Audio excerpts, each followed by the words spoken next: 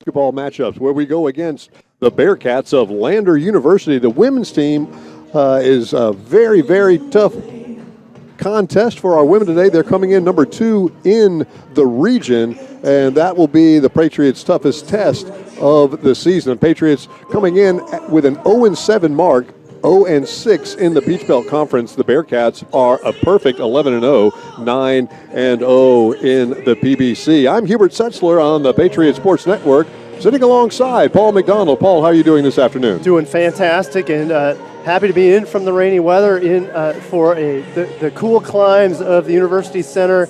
A unique matchup here. Two teams definitely in different places and different goals today. Lander looking to stay unscathed, already 9-0 in the Peach Belt, and Marion University looking for their first Peach Belt victory and their first victory overall this season. Marion has a tough task ahead of them. They really do, and that tough task was made tougher a few weeks ago when they lost their All-Peach Belt Conference player and probably MVP, Kiana Adderton, with, I believe, a broken finger. And since then, it's been really difficult to have the go-to personnel on this Patriot squad. She was where the offense would run through if they really needed a basket. Yep, and Adderton, she is a really long player out on the floor. Without her, the Patriots really only have one strong, long threat, that in Jasmine Stanley, the 6'1" sophomore from Myrtle Beach. But she's had to shoulder a lot of the load regarding the underneath work with Kiana Adderton out of the games. Also coming on in the absence of Kiana Adderton is Lauren Taylor, the freshman. Lauren, let's see where I can't remember exactly where she's from. She's from Blythewood, South Carolina, so just down the road close to Columbia. She's a freshman, a 6-foot freshman forward, and she has been really a force. When the Patriots can find her underneath, she can muscle in and get really a good look at the rim. Yes, and they've been trying to sneak that ball down underneath, a lot of high ball action, and then they'll go ahead and flip it down underneath to her with the hopes of an easy lay-in. Those lay-ins won't come easy, but I think for the Patriots, an inside-out game is what they're going to have to do if they want to attack Lander's stellar defense. Patriots have lost, as we've said, their first 7 ball games. Last loss was Wednesday against USC Aiken at Aiken, but a week ago today, they just about eked out a win against Clayton State, which would have been a huge victory for them. They were up by double digits with about 3 minutes to go and just got kind of stalled on the offensive end, and Clayton State roared back and took that by 2. Yes, a 12-point run by Clayton State to finish things out. Kind of a deflating situation for the Patriots, but that's the problem when you got a young team. You don't have it until the game's up. They had that lead with a little bit greater than 3 minutes and 30 seconds to go, so that was really discouraging. They've also had a very good opponent in USC Aiken, and very competitive until the very end, where Aiken kind of stretched things away, salted things away for the 7-point victory. So the Patriots have shown that they can be close, but they have yet to finish the deal this season. Well, they've got a very tough test coming this afternoon against this undefeated Lander squad. Lauren Taylor did have a breakout game a week ago today with 27 points. Big, huge factor, had a crushing third quarter that gave those Patriots the 10-point lead after going into the locker room down by 2. Yep, and good on Lauren Taylor, and actually good on the Patriots here. They have a lot of youth out on the floor. Kiana Adderton, as you said, out of the game. That's a key senior, and when you lose that senior leadership, you're left with some freshmen and sophomores who are very good, but they have to really take care of the job out on the floor. Jasmine May, one of the starters for the Patriots, she is the most seasoned starter today, and I'm sure Hubert Setzler will talk about the starters in a moment, but Jasmine May for the Patriots, the lone junior of the starting squad. The remainder of the starters, freshmen and sophomores. So a very, very youthful squad in that of the Patriots. Absolutely, and as you mentioned, let's go ahead and get to those starters. The starting lineup for the Lander Bearcats, once again coming in at 9-0 in the Peach Belt Conference. We have a 5'5" senior guard from Sicklerville, New Jersey, number 1, Maya Melvins. We also have the 5'4" freshman guard from Orlando, Florida, Natalia Crook, number 2. A 6'2 junior center from Pamplona, Spain, number 5, Miriam Ricart. A 5'5 sophomore guard from Locust Grove, Georgia, number 11, Zamaya Passmore. And rounding out the starting 5, a 5'11 sophomore forward from Douglasville, Georgia, number 21, Michaela Cange. The head coach of the Bearcats is head coach Kevin Peterson, his 16th season. I've seen him develop this team over the last decade into a very big powerhouse. Now let's take a look at our Patriots. They come in at 0-7, 0-6 in the Peach Belt Conference. Starting for the Patriots, a 5'8 junior guard from Sanford, North Carolina, number 3, Jasmine May. A 5'5 freshman guard from Goose Creek, South Carolina, number 13, Anaya Oliver. We'll get back to some of those starters in just a moment. The game's underway. Also 21, Jasmine Stanley, as Paul mentioned before. She's got it at the top of the key. We have a foul on the floor. It's going to be on number 5, Miriam Ricart.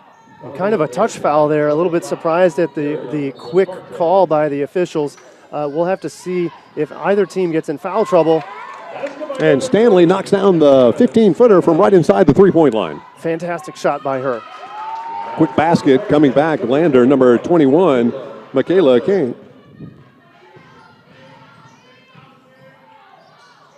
Nice drive inside, a lot of boundary contact, no call. Lander comes away with it, pushes it up the floor. Melvins has it, goes up, no good, and Stanley for the Patriots grabs the rebound. Already, Lander has shown what they want to do. They want to drive this ball, they want a fast break, and it's succeeded in one of their 2 attempts. And we have a three-pointer. Shotzi knocked down on the left side. Number 21, Scarlett Gilmore. Nice drop by Gilmore. She was wide open. She didn't hesitate. If she hesitates, the defender's there, but instead she puts it right up, knocks down the tree. Turnaround jumper, no good by Ricards, but the follow-up by number 21, Michaela Cange. And Scarlett Gilmore wants 5 straight points for that young lady as she drives inside with a double pump layup. And Lander's really letting her cut to the net without much issue, so Gilmore's going to take that lay-in. Nice, easy points for her. Inside foul. We're going to have Melvins going to the line. Let's see who that calls on, Paul. Looking like for the Patriots, number 3, Jasmine May with her first foul of the game. And that's a legitimate call. We were talking about the touch foul on the other end of the court a moment ago, but for Melvins, she's going to get 2 free throws, misses the front end.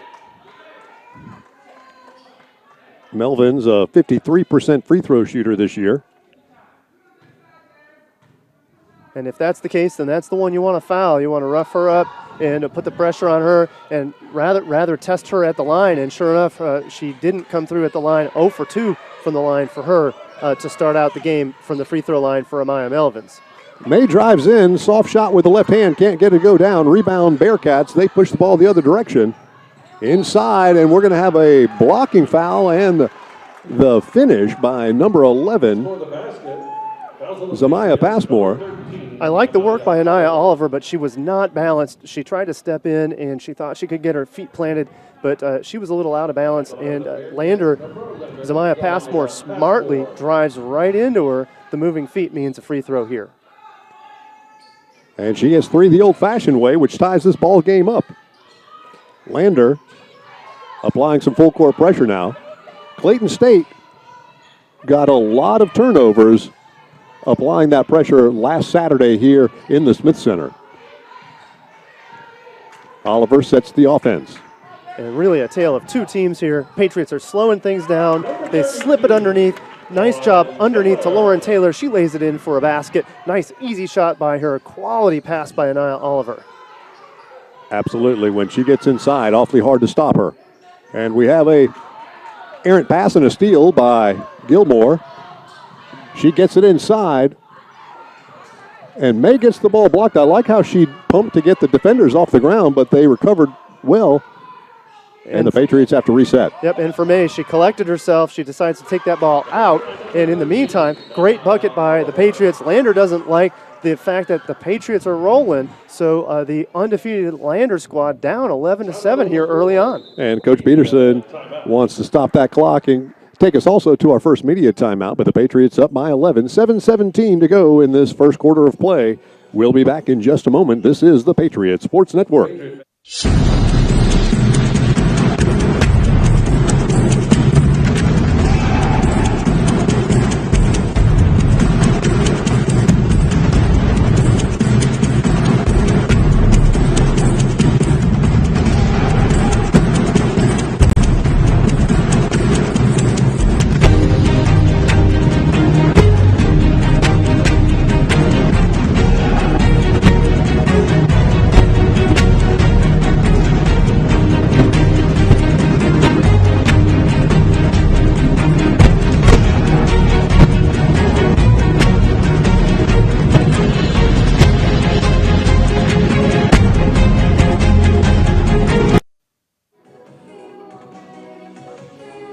Back here at the Smith Center, Patriots with this 4-point lead early on in this ball game against the undefeated and number 2 ranked Lander Bearcats.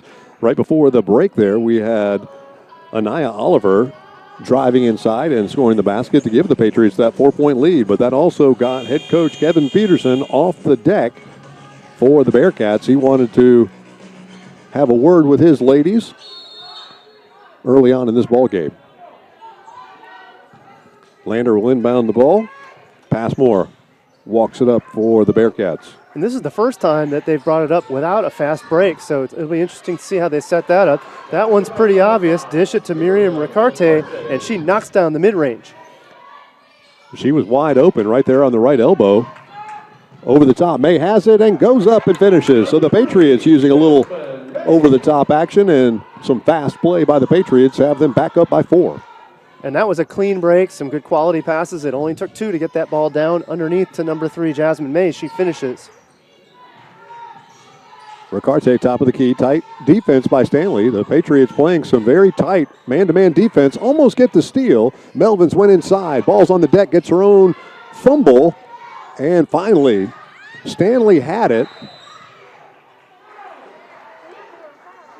And some great scrambling work there. I think we're going to get the foul call. It'll be against number 1, Amaya Melvins, is going to get called for that foul. So the Patriots are going to take it out. Looks like some more full court defense. We're going to see Lander putting pressure on the Patriots to inbound this ball and come all the way down from the baseline to get to their bucket. That's the first personal foul on Melvins and the team's second. Both teams have 2 team fouls. Taylor looks inside. Stanley top of the key. Oliver moving the ball around.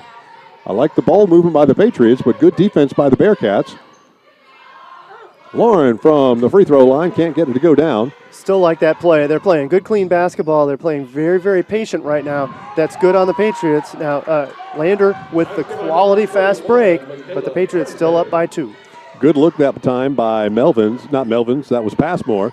Got it over to Michaela, and the easy unblocked finish. May drives in, kicks it back out. Oliver for 3. That looks a little strong. It was back iron. And more of the fast break for Lander. Lander makes their way all the way down.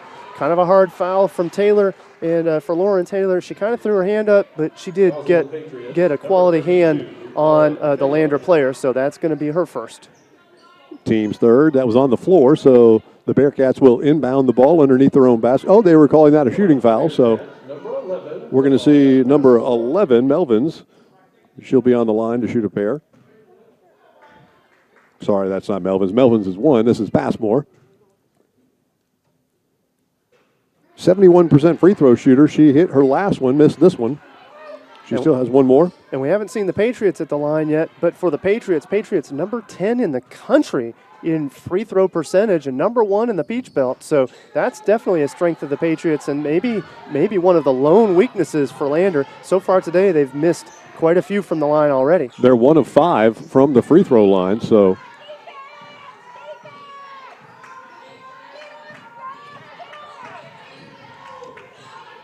Oliver goes inside. Taylor has it. She works on Ricarte. Goes up strong. Can't get it to go down. Stays alive. and it's going to stay with the Patriots. And Ricarte is just very, very long. She's defending Lauren Taylor very well. Taylor maneuvered her way up and around Ricarte, but with that maneuvering, it really kind of diminished her maybe ability to get that ball in. That ball just rims out. Stanley goes up strong. Ball's alive. Oliver has it. She can't get it to go down.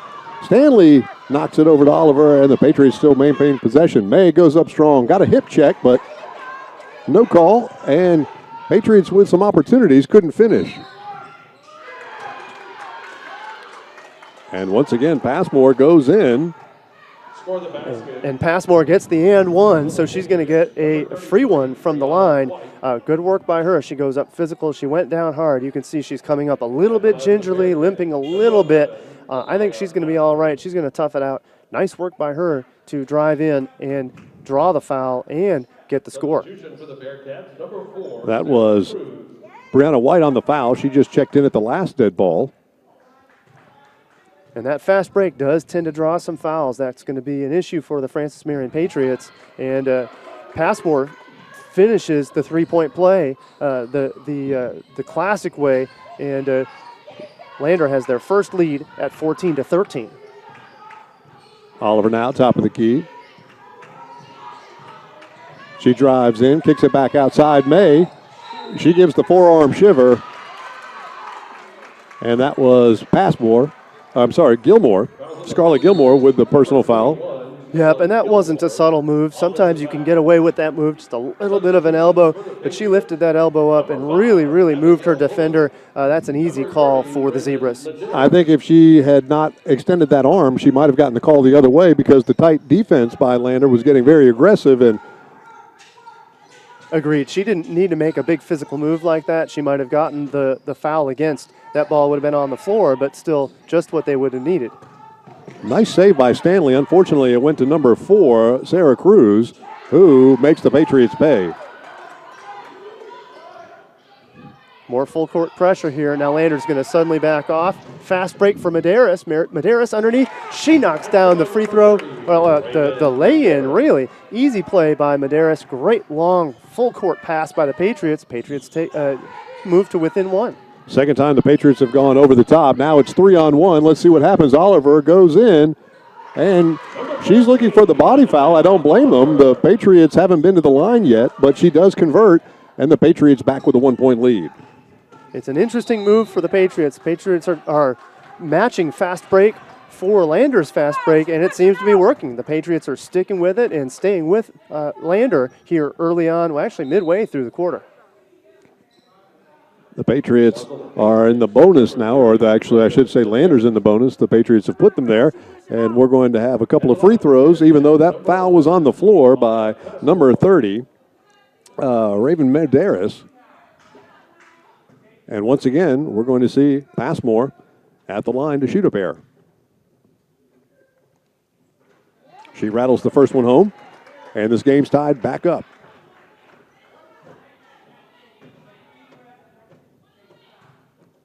2 for 6 from the line for Lander. So Lander already with now their 7th attempt, 3 for 7.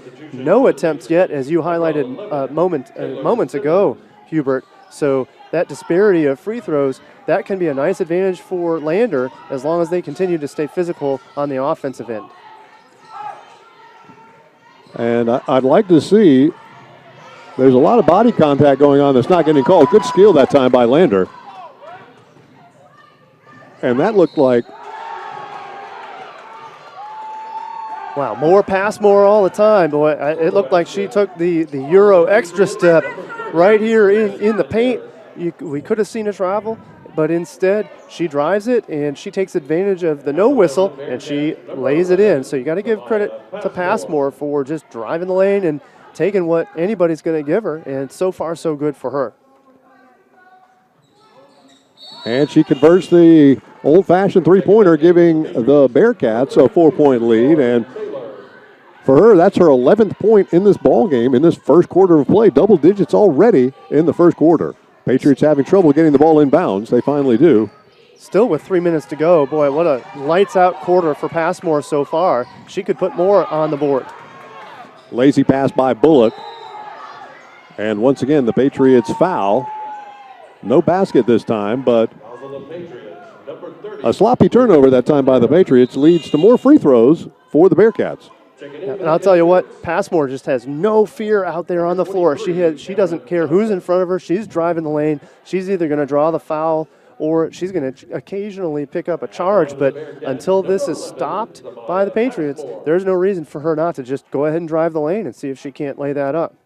And she did miss those 2 free throws early, but she is a 71% free throw shooter, and she's also their leading scorer at 18 points a ball game. Already with 11 in this one, and a chance to get a couple of more. Too hard, not this time. And I can't say enough about the Lander strategy. For Lander, they've only set up half-court offense maybe 2 or 3 times this quarter. Otherwise, they are driving the lane. They're driving the rim. If the ball doesn't go down, then they set up their half-court offense if the fast break has failed. And finally, we get a call with a reach-in. Foul for the Bearcats, number 4, Sarah Cruz. So Cruz picks up her first personal foul. That's only the Bearcats' 3rd team foul, though, so they're still a couple away from putting the Patriots on the free throw line with 3 minutes to go in this quarter. And there was a hack right there in the middle of the court. You could have called Cruz. You could have called Zemaya Passmore on that one. Either way, some very physical work by Lander, and that one gets called inbound for the Patriots here.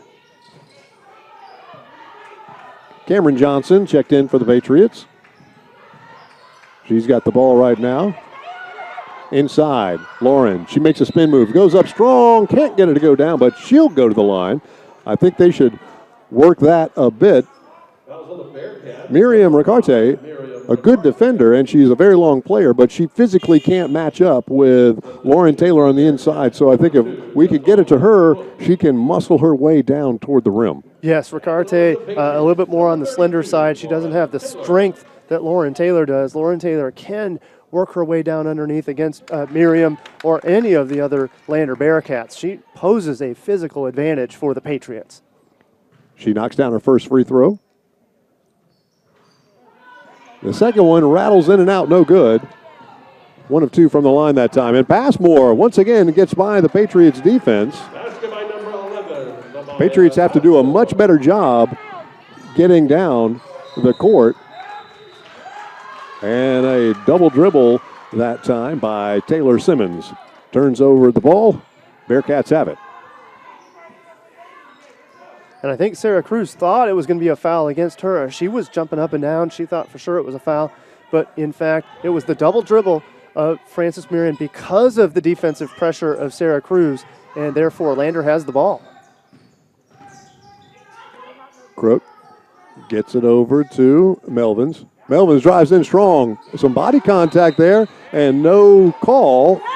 But then Melvins tries to strip the ball away from Taylor on the rebound, and she'll get called for the foul. And now the Patriots will shoot some free throws. Yep, and for both the Patriots and the Lander Bearcats both are playing very physical defense, and foul trouble is something we're going to have to keep an eye on, not just in the fourth quarter. Might have to watch that in the third at the rate we're going so far. 5 fouls each. We're not even, we still have more than 2 minutes to go in this quarter, the first quarter. Fortunately for the Patriots, we usually play around 10 players because we're trying to find those players that are going to replace Kiana Adderton. So very deep bench for the Patriots. Yep. That bodes well for the future. Yep, the Patriots have rotated their players in and out quite a bit. Another drive by Passmore. Passmore goes end to end, but Passmore is going to get teed up with a little taunting here. So I think the basket's going to count, but it's going to be a technical against Passmore and the Lander squad. And the officials are going to confer and make sure that they've got it right. You know, what kind of technical, what's the call. And unfortunately, she's had such a phenomenal game, but you don't want to have that kind of taint to it. You need to show some sportsmanship. Yep, and while we couldn't see it or hear it from our vantage point, clearly out on the floor, she must have said something or reacted to something in a way that deserved that call. So we have a consult with Coach Peterson and his Lander squad, and the official is working with them while the free throws are being taken by the Patriots. And Brianna White misses the first one there. That's right, missing on the front end. And that's going to slow things down. That might be advantage Patriots. Anything to slow this fast break of Lander down would be best for the Patriots. And unfortunately for the Patriots, we can't convert on any of the free throws. Brianna White's one of our best free throw shooters. And you can tell by the form, she's got it. They just both were a little bit strong. Yep, and she's showing that sign of disappointment. She knows she had an opportunity of knocking down at least one or two to try to cut away at that lead. But she's got to get right back at it. She's going to inbound, and for the Patriots, they get possession out of that technical as well. So let's see what the Patriots can do with that against Lander's great defense. Passmore has it. I'm sorry, Gilmore. Keep on.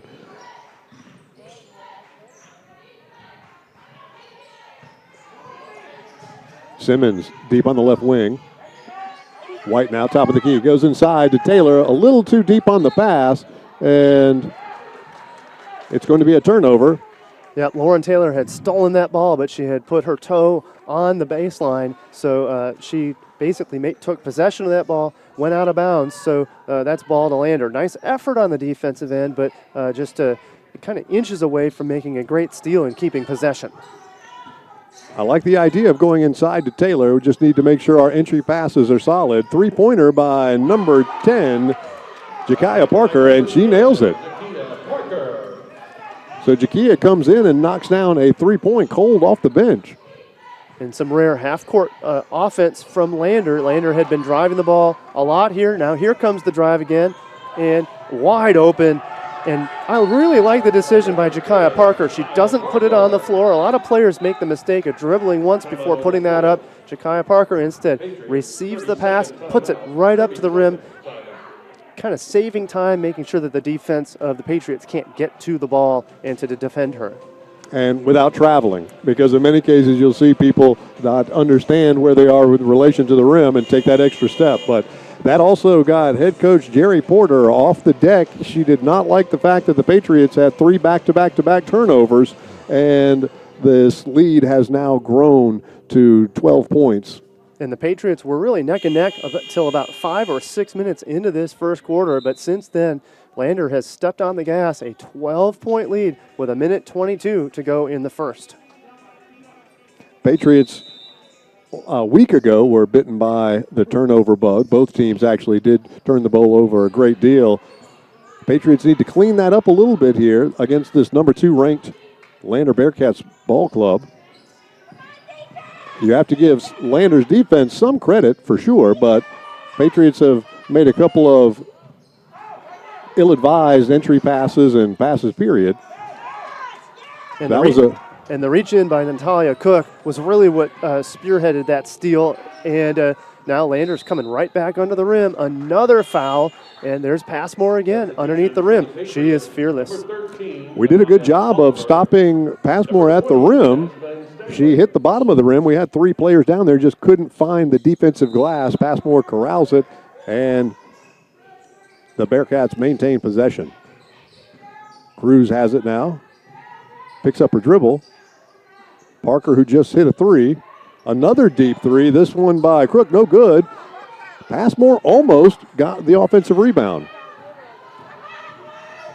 Nice job on the outlet by the Patriots to thwart the full court pressure of Lander. And Lauren Taylor with the offensive rebound and the putback. That brings the Patriots back to 10-point deficit. Nice hard work by the Patriots to get down, get their offense moving. They actually had beat Lander down the court for the first time this game, and the result was an easy 2-pointer. Shot clock is off. We have 12 seconds to go in this first quarter. A very high-scoring first quarter by both teams. Crook, three-pointer left side, short. And rebound goes to Scarlett Gilmore, and that ends the first quarter of play with a score 21-31. Patriots down by 10 points. We'll be back in just a moment for second quarter action from the Smith Center. This is the Patriot Sports Network.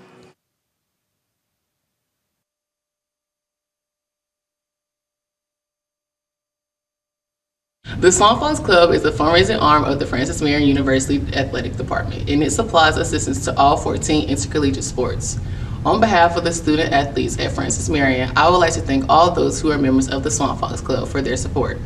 Thank you. Thank you. Thank you. Thank you. Thank you. Thank you. Thank you. Thank you. Thank you.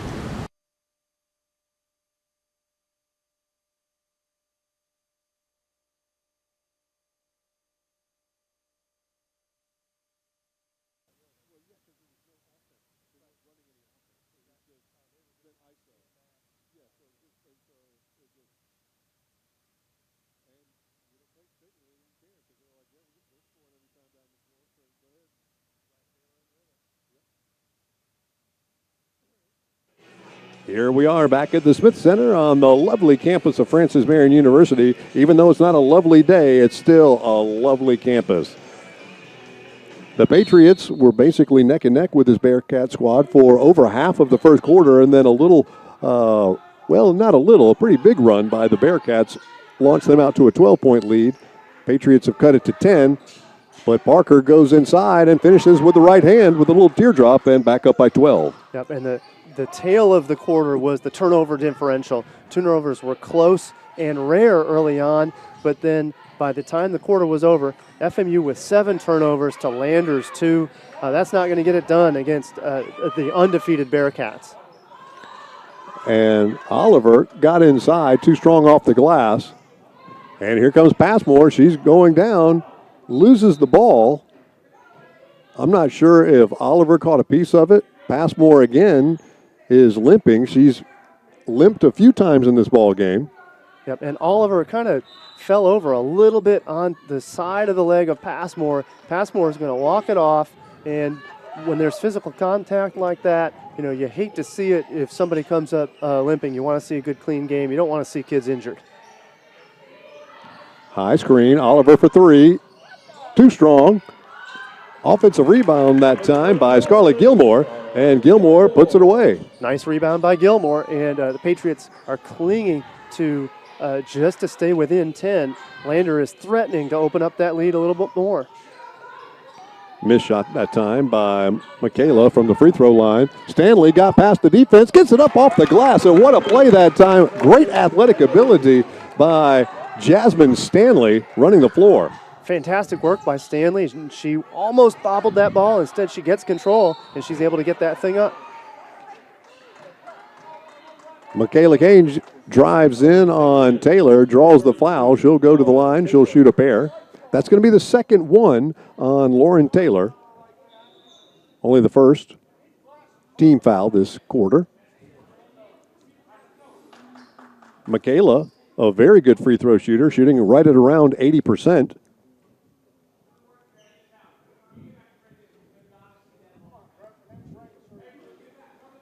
We've got a discussion going on. I'm not sure what the deal is. Coach Porter is talking with one of the officials.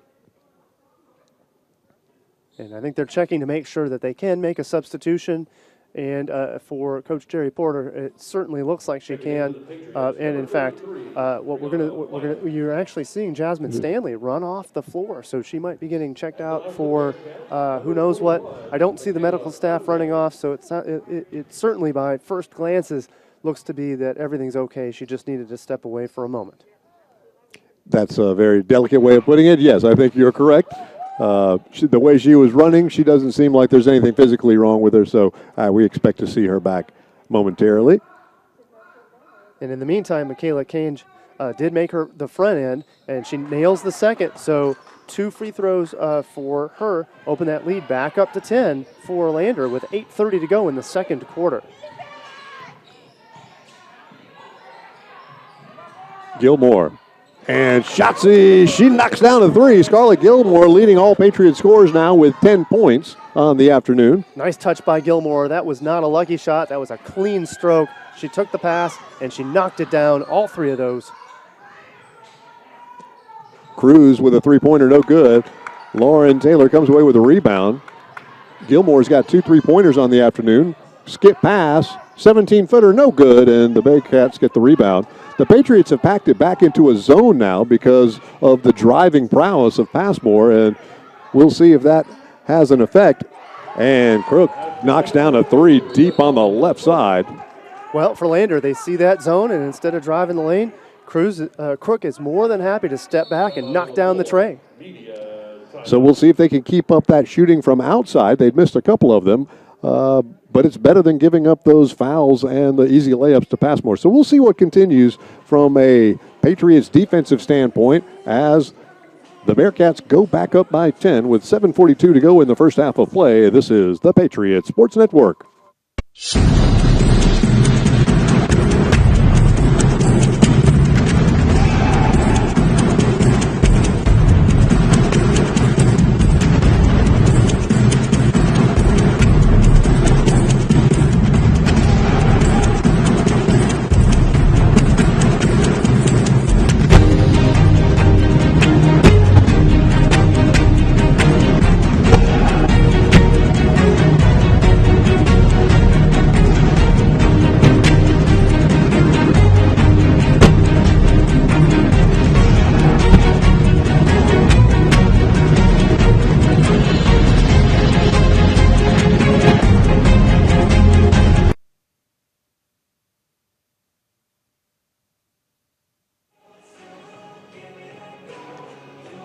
Patriots down by 10 with 7:42 to go in this first half of play to the second-ranked Lander Bearcats squad.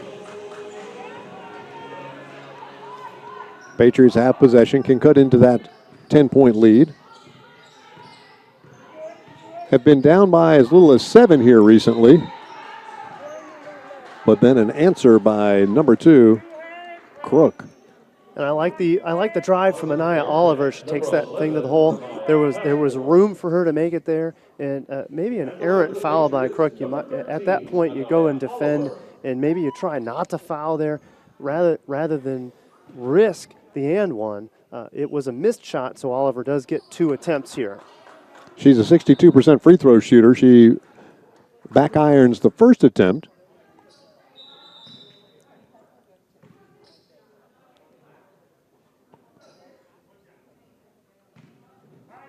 Multiple substitutions trying to come in. We'll see if they get in, and they will on the made free throw. We're going to see Jasmine Stanley. She's back on the floor. And also number 23, that's going to be Sierra Revel for the Bearcats. And Lander has continued to slow it down this quarter. Almost all of the first quarter for Lander was fast break action, minus a couple of setups in the half court. So now things are slowed down. I think the key is Passmore is off the floor. Passmore was the key and the crux to the fast drive. So with her off the floor, Lander is more than happy to slow things down. Great interior pass that time by Cruz as she got it inside to Michaela, who finishes easily. But that was all set up by a wonderful pass by number 4. Air ball by Gilmore, but saved by White, then stolen away. Crook has it. She gets the ball knocked away by Stanley. It's coming back the other way. The Patriots have numbers. It's 4-on-2, and they finally get it to Stanley, who gets, I thought she got hacked on the arm as she went up. It looked like a lot of arm by one of the Lander defenders, but another semi-circus finish for Stanley. And the Patriots are down by 9. Yep, and for Natalia Crook, she came up lame. I think she had a little bit of a tweak of the ankle. You can see she's grimacing while she brings that ball up the court. I think that's a mistake by Frances Marion. If Crook is a little bit tender, then they should be defending her. Revel no good on the 3. Inbound, offensive rebound that time by Cange. She'll go to the line and shoot a pair. Stanley picks up her first personal foul, team second, 6:22 to go in the half. And really more of the same for Lander. Lander is working really doing their magic underneath the rim. They've made a three-pointer here, a couple of mid-rangers, but for Lander is working that ball underneath against the Frances Marion defense, and they're really having their way so far. She knocks down the first one. Substitution for the Patriots, number 10, Camille Manning.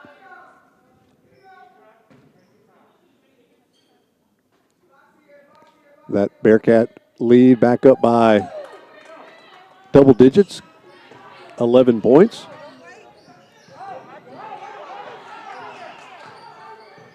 I like the work by Oliver. She's very, very calm there. She nearly gave up the ball, but instead of being frantic, she gets settled, and then she gets that ball to Manning, and Frances Marion's back in business.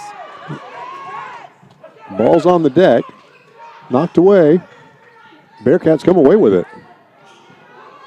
Nice deke move that time by Parker as she goes inside and gets called for the charge as she was a little out of control, and Manning set up strong to draw that foul. I like Manning. Manning got set that time, but the credit is to Frances Marion for that, for at least that possession.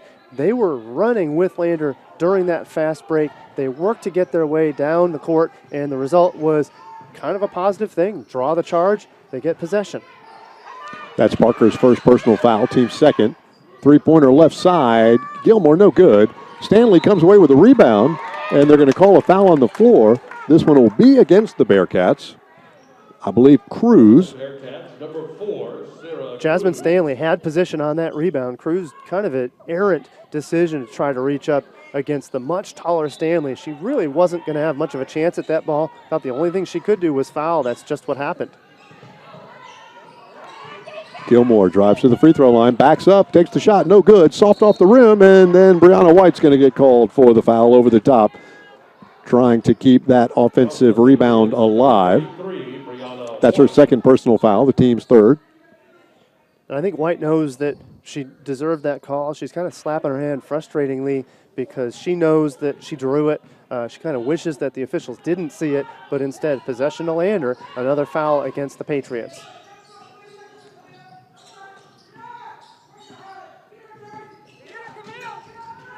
Crook crosses over, gets it to the top of the key.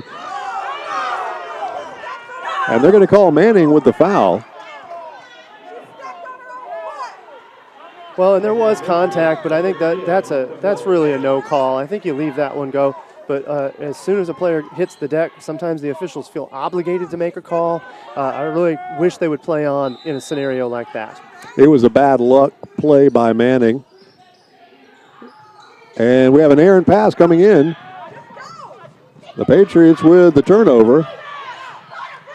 And again, more hard work by Oliver to evade the several steal attempts by Lander. Oliver very calm and cool bringing that ball up. Gilmore goes up and gets fouled. This is going to be a two-shot foul. Yeah, Michaela Kange is going to be called on that one.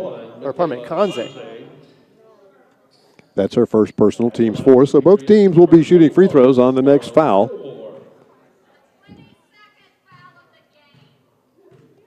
Gilmore, an 82% free throw shooter, softly rolls that one in. And the Patriots have stuck around in this quarter. Lander stormed out and had a 10-point lead in the first quarter. The Patriots have now gnawed that lead back to 9. So in this quarter, nip and tuck, trading baskets, if you will. 5 minutes to go in the quarter. It wasn't looking like it was going to be this good for the Patriots. Lander was starting to run away, but instead the Patriots are hanging around. They weathered the storm and then stiffened back up, and we'll see if they can maintain that and just slowly start to chip into this 9-point lead. Has to start on the defensive end, though, for the Patriots. Abigail Bullock goes against Parker. Now Manning against Cook. Patriots have shifted back into that man-to-man look. Cruz takes the shot from the elbow. Front iron, no good. There's a race for it, and the ball's knocked out of bounds. It's going to be Lander ball. Good hustle that time by number 22 for the Bearcats, Freeman. Yep, and Brianna White trying for that steal, but Freeman for Lander keeps things under control just enough to collect the possession back after the ball goes out against the Patriots. Bullock actually was getting held by Parker right in front of us, so we had a very good look, and now there's a three-pointer by the Bearcats, but the official missed it as Parker just grabbed a whole fistful of jersey on Bullock. Bullock tried to draw the foul by hitting the deck. But to no avail. There have been a lot of fouls called today. It's surprising that one wasn't. White swings it around. Bullock, who can drop a three down if she gets an open shot. She thought about it, decided against it. She gets it to the elbow. Oliver for three now, off to the left, no good. And the Bearcats come away with the defensive board. Crook has it now. She trots it across the timeline.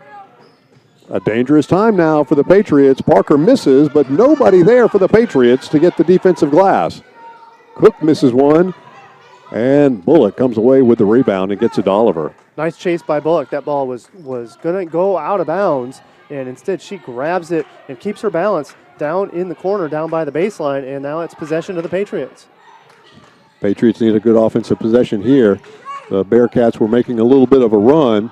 Stanley takes it up into the defenders, no good, and the Bearcats get the rebound. I think Stanley kind of forced that one a little bit. There was time on the clock to work things out. She was a little bit too far away to do a lay-in like she wanted or a glass like she wanted. Instead, Lander with the possession and a near miss or an actual miss for Natalia Crook. Possession back to the Pats.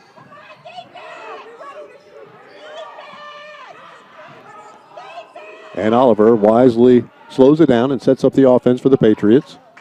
Didn't really get a good look at the basket their last possession. See if we can't do something a little bit stronger this time. Manning. Bullock for three, right side. Shotzi, she knocks it down, and Abigail Bullock with her first points of the ball game. Well, and Hubert, you are a clairvoyant. On the last possession, you had mentioned that she is definitely true on many of her three-point shots. That stroke was, and just what the doctor ordered, Patriots are now within 9. They've knocked that double-digit lead down into single. Cook with three. And the Patriots once again can't close on the defensive rebound. Cruz for three, front iron. That one I won't really fault the Patriots for not giving the rebound. That was a long rebound, and that always favors the offensive team. Parker kicks the ball around. It's on the deck. Cruz has it, and Abigail Bullock is going to pick up the foul. So Abigail Bullock gets called with a foul. Now you may be able to hear some fans, especially from our vantage point, they're asking for the kickball from Lander. That ball definitely went off their feet. So now the question would be, did it go off intentionally or not? That's just what the officials said. It was not intentional, even though some of the fans would like to think otherwise. Correct. Well, that's going to take us to a 30-second timeout here, so we'll keep it right here with the two of us, Paul. I want to read one thing about Francis Marion University. Does everybody know that it's been around for more than 50 years, but now more than ever, we are looking to the future. 13 new programs in 6 years, majors in engineering, advanced healthcare, environmental science, and more on the way. New programs that meet the challenges of tomorrow. Your future depends on what you study today. And at FMU, your future is bright. And it certainly is. I love this place. Francis Marion is a fantastic university. It's always ranked in the top schools in the Southeast on USA News and News and World Report. They come out with many different surveys on schools in the different regions, and Francis Marion has walked away with 6 different accolades from those lists over that you can see on the website. But the School of Business, the School of Engineering, best places to work, affordable schools, upward social mobility. Francis Marion is a very, very good choice for many students. And we just lost the scoreboard here at FMU. And that's all right. We're going to play on, and here it comes. Just a little bit of a quick flash just to make sure everybody was paying attention. So now that everybody knows, we're just going to get right back into it. So Cruz 0 for 2 that time on her free throws, and the Patriots still only down by 9 with Simmons bringing the ball up. The Patriots are satisfied with that half-court offense. They are within 9 points. It was a 10-point lead at the end of the first quarter, so the Patriots have definitely stuck around here in the second. Simmons brings it back out between the circles, under 10 on the shot clock. Bullock for three. That one air ball, no good, and White gets it, but Simmons needs to get it up, and she can't quite save it. The shot clock was winding down anyway. Probably would not have gotten a shot off. Yep, that would have been a tough situation for her, even if she had gained possession. There was about a second left. Only a chuck from that spot would have resulted in the possibility of warding off the shot clock violation. So we've got 1:20 to go in the first half. Cook goes in strong, right hand, too strong. Patriots come away with it. Bullock trots it down the floor. Can't get it to go down on the runner from May. Simmons, Stanley backs up behind the three. Front iron, no good. The Patriots had a couple of good looks that time. Now Cook gets ahead of the defense and gets it to go down. Basket by number 2, Natalia Crook. And Crook took a spill after she knocked it down. I like the sportsmanship by both squads there. Both squads are just looking to take care of Natalia Cook. She hit the deck hard after knocking down the two-pointer there, and they're just looking out for her. She got dinged up a little bit earlier in this game. She turned her ankle, and she was tough enough to be able to work things out and continue on the court. But right now you can see she's in a bit of pain. And the first person to address it was Jasmine Stanley for the Patriots. Yep, and Jasmine Stanley, she was there. She was part of why Crook was off balance. It was a basketball play, no real issues there, but credit for Stanley to stick around and say, hey, there's something more important in the game here, well-being and good sportsmanship on both sides. And, hopefully we'll see Natalia Crook back out on the floor here shortly. Well, she's up and she's walking off. So I think it just rung her bell a little bit. And Jasmine Stanley goes out there and gives her a hug. That's some good sportsmanship by both of those players and both those squads. A testament to both of their coaches as well. Yes, absolutely. And actually, it's a testament to Natalia Crook. She's probably fired up that she is injured and taken off the court. So to keep it classy and just come off the floor and accept the graces of Jasmine Stanley, good on both of those two. And Simmons now goes inside the zone. They kick it back outside. May on the three-point line, but she knocks it down. So the Patriots back within 9 once again, under a minute to go in the first half. For Lander, 8 minutes. 8 minutes separating the shot clock and game clock. That's right. And Jakaya Parker to bring that ball up. She's more than happy to take that mid-range jumper. Very, very aggressive attempt at the rebound. Taisha Freeman is going to get called for the foul on that one. That'll be the over-the-back foul, and we should get 2 shots here out of Jasmine Stanley. So Stanley will go to the line as the Patriots have had a little bit of a trouble protecting that defensive glass this quarter, and nice to see her go up strong and pick up the foul. Yep, and I think in the last break that was something that was key coming from Coach Jerry Porter was, hey, we have to take advantage of rebounds and misses from Lander. They don't miss many, but when they do, we've got to get on that ball. And Stanley can't knock down the first one. 26.9 seconds to go in this first half. Patriots can cut it to 8 points here. And I think on that last shot, the first thought was that it was a three-pointer. I think for the Patriots, it's a two-pointer. That's why that score is that differential is 9 right now with 20 seconds to go in the first half. Unfortunately, Stanley couldn't convert on either one of the free throw attempts, and we're going to have a foul on May. The Patriots. Number 3, Jasmine May. Yep, and that's a hand check on May. And that's going to be the call. So back to the line is Jakaya Parker. The Patriots didn't have a foul to give, and so with a couple of seconds to go in this first half, we give it an opportunity to score for free. Not a very smart play by the Patriots that time. And Parker knocks down the first free throw. And another communication here that I really like, Abigail Bullock is talking with the official, just trying to get clarity on the call. That's a very calm act by Bullock to talk with the official, and as long as she's willing to converse properly with him, they're going to have a good rapport and get more clarity on what that call is.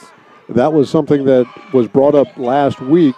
They are making it a point of emphasis that you cannot put your hands on the defended player, and May did put her hands on her waist.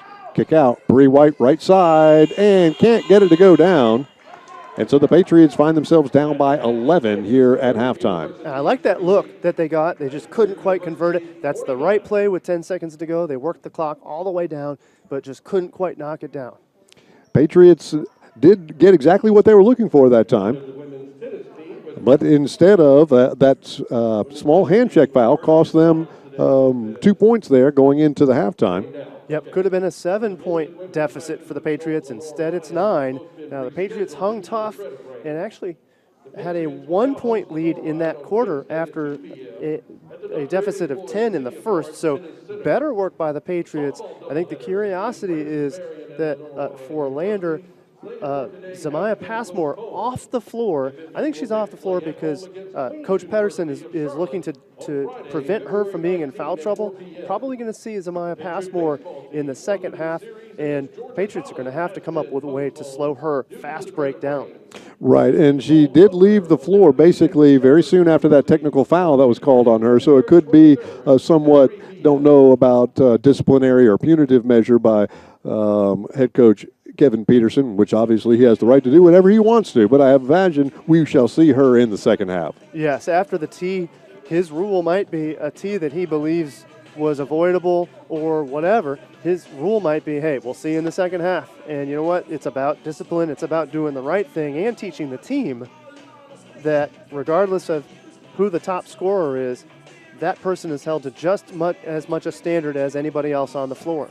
And we had a situation like that last week against Clayton State, and I won't mention the player's name again, but Coach Porter did not let that player back on the floor after a technical foul in a critical junction of actually the end of the third quarter. So it was a significant amount of time that wasn't played. Yep, and some of that is lessons. Part of the coach's job is to teach learning lessons for these 18 to 22-year-olds, and it's not all, those lessons sometimes are served with, some cold medicine. And sometimes and what does a player want? The player wants to be on the floor. So the one thing that the coach has control over is they can make the decision, hey, you really, really want to be on the floor? You got to do things the right way or I'm taking you off.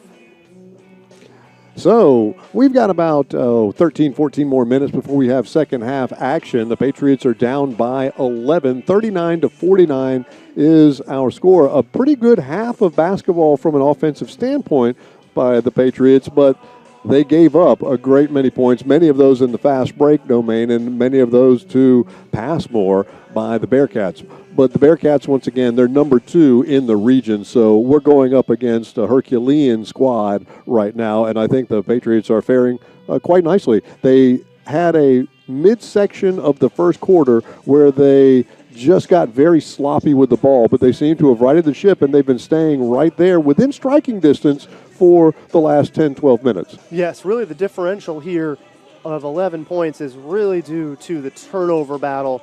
And in the first quarter, Patriots with 7 turnovers in just 10 minutes of play to Lander's 2. And that five turnover differential is the 10-point lead. So Lander scored on virtually each of the miscues that Francis Marion handed to them.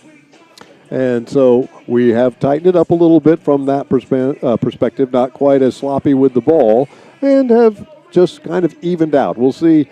I was hoping we would be able to eat into that lead just a little bit more, and every time we had gotten a little bit closer, Lander had the answer to that. The point I'm really thinking of is when Scarlett Gilmore knocked down a three-pointer and pulled us within 7, and then the Bearcats came right back down, and Crook hit a 3 of her own that put them back up by 10. Yes, any key momentum gainer for FMU has had the answer responded to by Lander.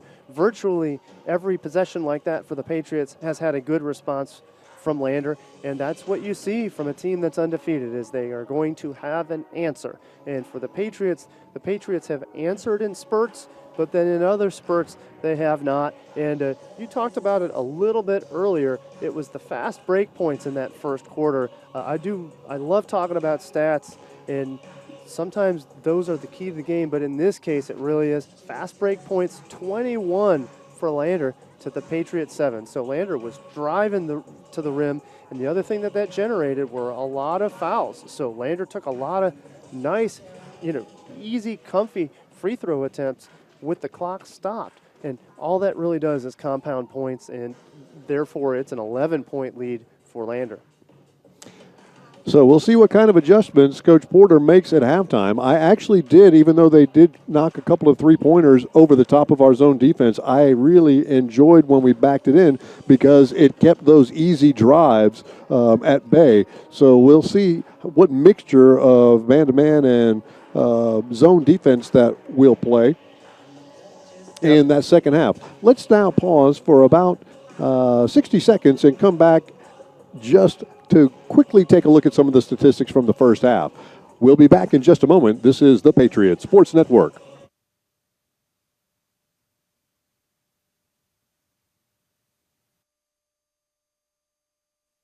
The Swan Fox Club is the fundraising arm of the Francis Marion University Athletic Department, and it supplies assistance to all 14 intercollegiate sports. On behalf of the student athletes at Francis Marion, I would like to thank all those who are members of the Swan Fox Club for their support. Thank you. Thank you. Thank you. Thank you. Thank you. Thank you. Thank you. Thank you. Thank you.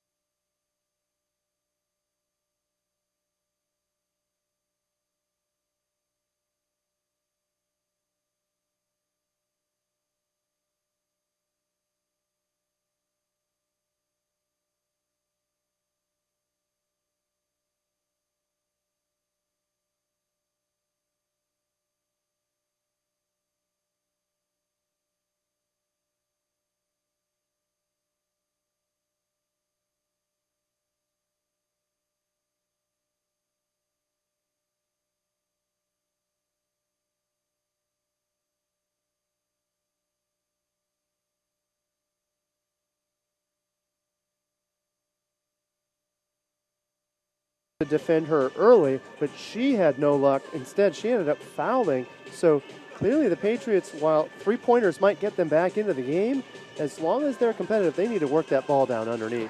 I believe they can do that. If they go underneath, that shooting percentage, it goes way up, and then they can focus on their defense, and every stop they get, they have an opportunity with a high percentage shot inside with both of our big players on the interior.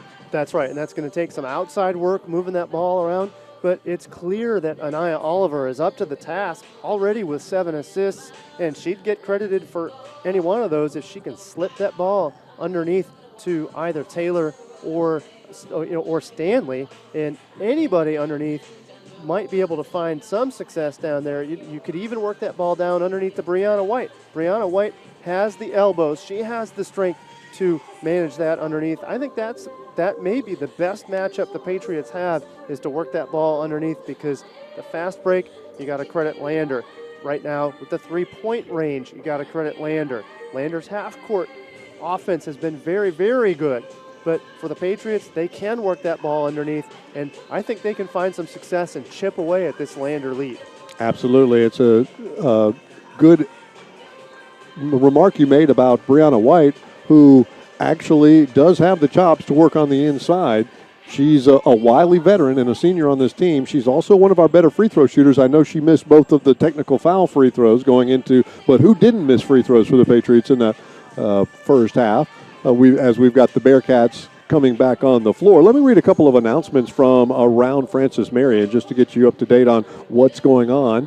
First of all, the FMU women's basketball team will play at UNC Pembroke on Wednesday night at 5:30 p.m. That's our big rivals right up the road, up I-95. Please note that there are no men's contests on Wednesday. Both FMU squads will travel to USC Aiken on next Saturday for a doubleheader beginning with the women's game at 1:30 p.m. The women's tennis team will compete against Erskine College, and that's today, and the men's and women's matches with Lenore-Ryan University have both been rescheduled due to the threat of rain. The Patriots will now host Lenore-Ryan on Wednesday at 2 p.m. at the Dr. Eddie Floyd City of Florence Tennis Center. The softball doubleheader between FMU and Lenore-Ryan University, slated today, has been postponed. FMU will next play at home against Queens University of Charlotte on Friday, February 19th at 4 p.m. I can't wait to get over there and watch those women play. I also know that the men's baseball team was supposed to start this weekend against Georgia College, and Georgia College is a very strong team. Reminds me of the Bull Durham. We need a rain out, and I know our guys are looking to get in on some action, but that's a tough team to start off with your first series of the season after a long layoff due to COVID last year and limited practices and cold weather. So that, unfortunately for them, has been canceled, but it could be a godsend to get them later on in the season. Yes. They were actually on the road. The baseball team was on the road to Lander University for a baseball game, and I believe it was either March 12th or March 13th. And the call came in that COVID was to stop the season, so the Patriot baseball team has not been out on the field since March 12th, technically before March 12th, so nearly a year. So I think they'd have been happy to play just about anybody, whether it's the buzzsaw of Georgia College. I think they're number 6 in the country in preseason and in early season action. But for them, yeah, maybe the rain out is what the doctor ordered, so they have it maybe a softer landing or a softer entry into the season. So we'll have to ask Art and Abbott. Now, Art's going to tell you otherwise. Art's going to say you can play anybody at any time, and go ahead. Let's go ahead and bring it. But inside, I'd like to get into that lie detector and see if he's saying, you know what, I'm glad we're not starting with Georgia College. And for my own selfish perspective, I hope they do reschedule it at home, because I really enjoy going out to the Sparrow Field and that entire complex that we have out there, watching our men's and women's soccer players and our softball team and our baseball team. It's just a wonderful venue out there. It's a great place to go watch a sporting event. They've got great snacks, and they're cooking hamburgers and hot dogs out there at the concession center. So you can go concession stand. You can go see your food being made. It's usually has one of our student workers out there doing it. It's really a fun venue. Yep, it's a great environment, and it's one of the best in the region. And I would put that up against some of the smaller D1 schools, and it's definitely one of the tops in D2 here in the Southeast. So for the Patriots, they've got a great place to play, and of course we can't help but talk about baseball history. Baseball's opener in that very building was a victory over the previously the national champions, USC, the USC and that was I believe a 5-2 or a 5-4. It was a 5-4 win. Yep, 5-4 victory. So that's how they opened the baseball stadium, was with a victory over USC. Any D1 team would have been the reigning champs and our state rivals or state university rivals. Yep, that's what that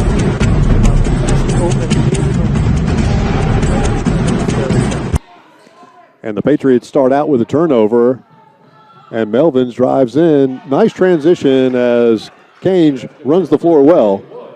Melvins finds her, and the Patriots give it the fast break points early here in this third quarter. Inside, Stanley goes up strong and can't get it to go down.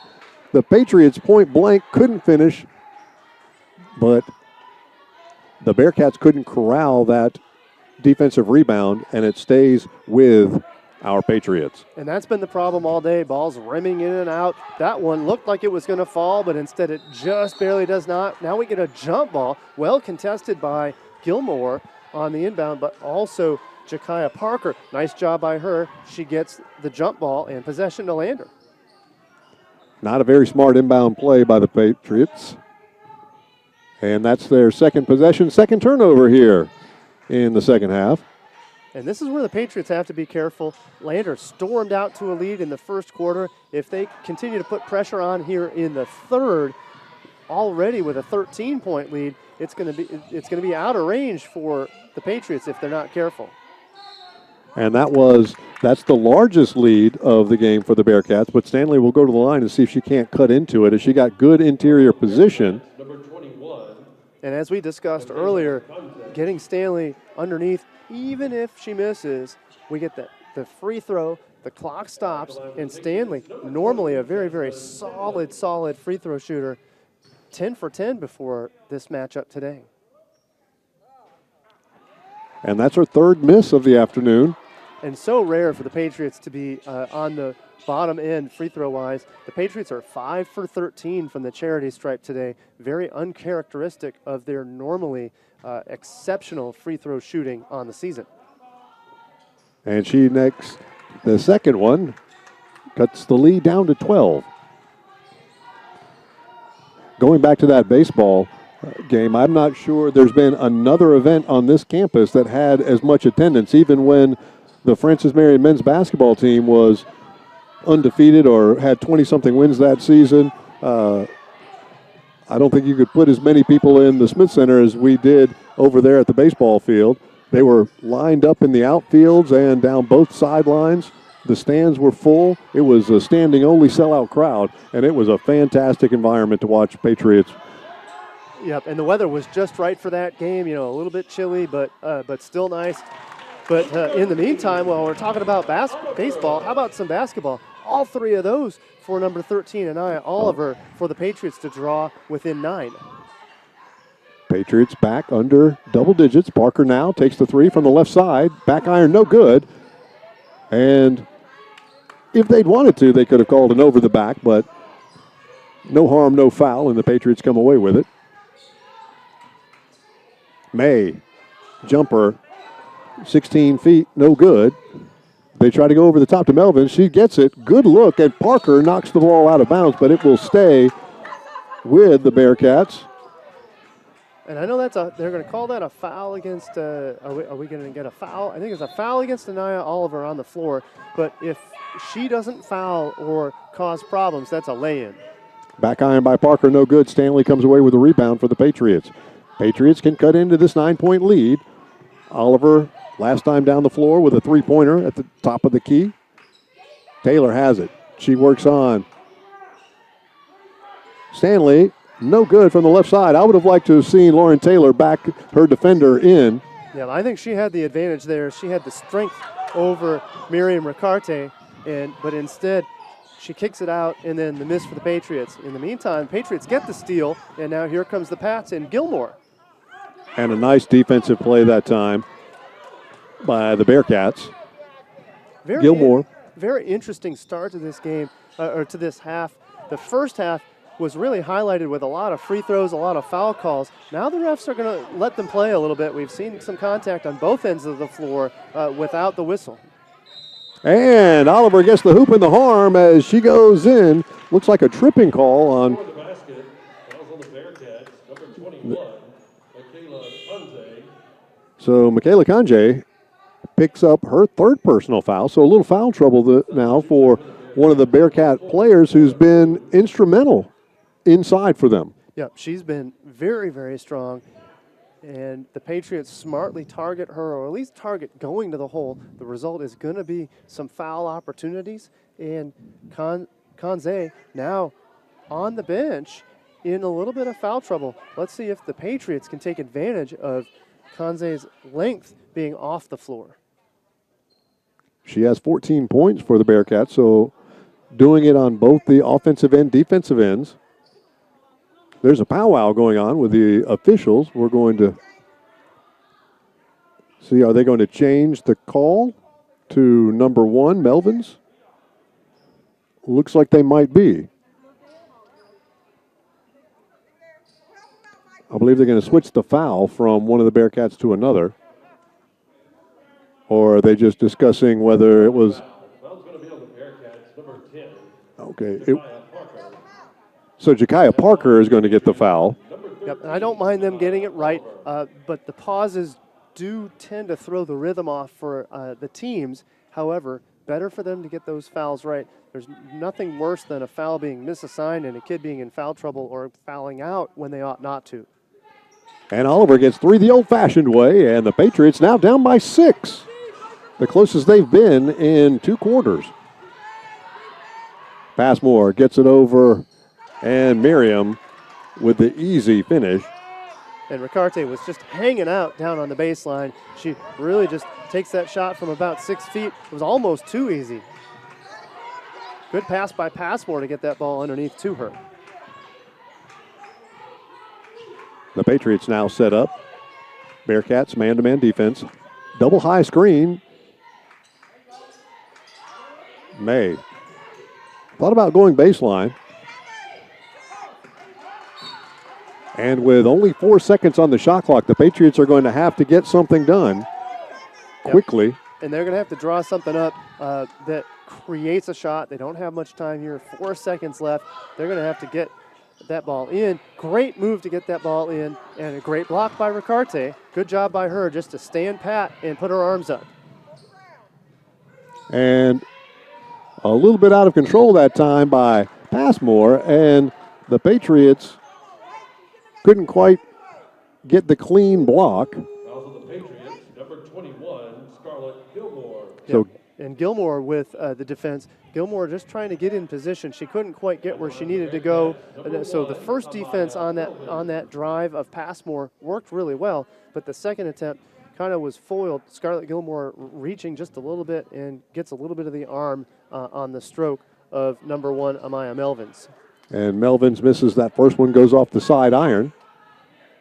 Now, Oliver's working so hard, she worked her way out of her shoe. So on that first free throw, she was putting her shoe back on. So good on her to play all the way through to the whistle with one shoe off of her feet. And that one rattles home for Melvins. And we have really tight full court pressure now. Nice job to inbound, get that ball to Gilmore. Gilmore handles the ball. May was a little surprised to receive that pass, so now we're backing in with Taylor. Nice move by Taylor to the rim. Can't quite get it to knock down. Here comes Lander. And Cruz goes in, puts it in, and knocks it down. I thought Lauren Taylor had great position, and that was just good defense once again by the Bearcats. May gets it to the left elbow. She puts it up. Hasn't been able to get it to go down at all today. with consistency. They go back over the top. Passmore has it. And she gets bailed out. I thought that was a no call. Fouls on the Patriots. Yep, more calls or kind of touch calls, kind of unique, but Passmore knows, and I think Passmore is being very, very disciplined out on the floor. If she knows she's going to get that call, then she's going to go ahead and keep driving. So you got to say good on Passmore. Passmore had a ill-advised technical foul in the first half. She's certainly calmed down here in the second, and she's back to her active ways with that fast break and makes that front end of that two-stroke free throw shot.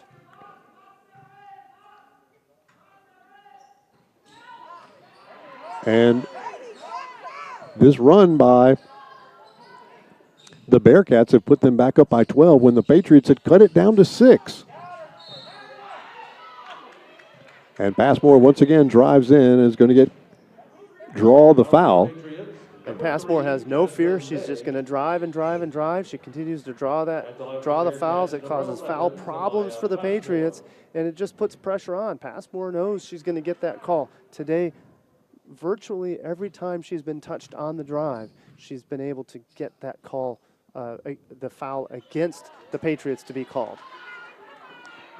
And she misses the first one. We're going to see Camilla Manning check back in at the next dead ball. So if she makes this free throw, we'll see Manning. If not, we'll wait for the next one. 5:12 to go in the third quarter. And she knocks it down, so Manning will check in. May will have a seat. A little bit of miscommunication here. Patriots aren't certain who's going to bring that ball in. Now Stanley goes down underneath. And nice full court pressure here from Lander. We'll see if Patriots can break it and get that ball to half court.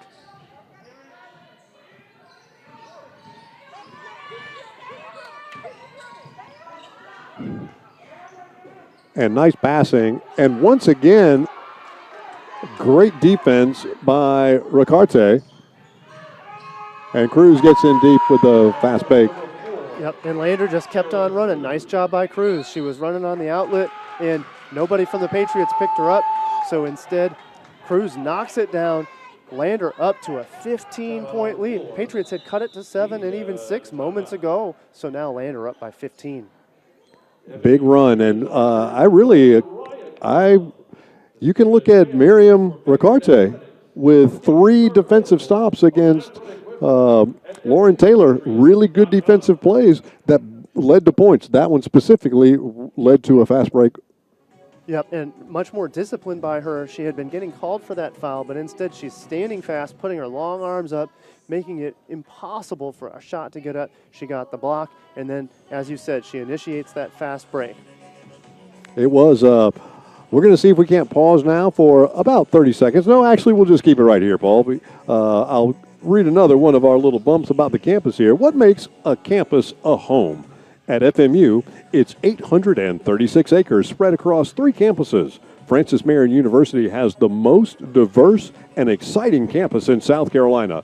No matter where you want to be, you're there at Francis Marion University. So about 2 minutes ago, we were looking pretty strong there, Paul, and now we went from a 6-point deficit to a 15-point deficit, and I don't even know how we got there. Well, it was very, very fast. It was the fast break. It was fouls against the Patriots, stopping the clock. Now, Lander didn't knock down all their free throws, but when they're making 1 or 2 free throws here or there, the clock is stopped. Then you mix in a little fast break, and that's what you get. You get that 15-point lead for the Bearcats. And with Passmore out on the floor, it's fast break city for those guys. Patriots do get the ball in, and now Gilmore, she stutter steps, goes up. I thought she was going to travel, but maybe she kept that pivot foot down. And Ricarte looked at her and said, yeah, are you really going to drive this on me? She almost smirked, and rightly so. She had the edge there. And then Oliver couldn't get it to go down, but Taylor comes away with the offensive rebound for the Patriots, who reset.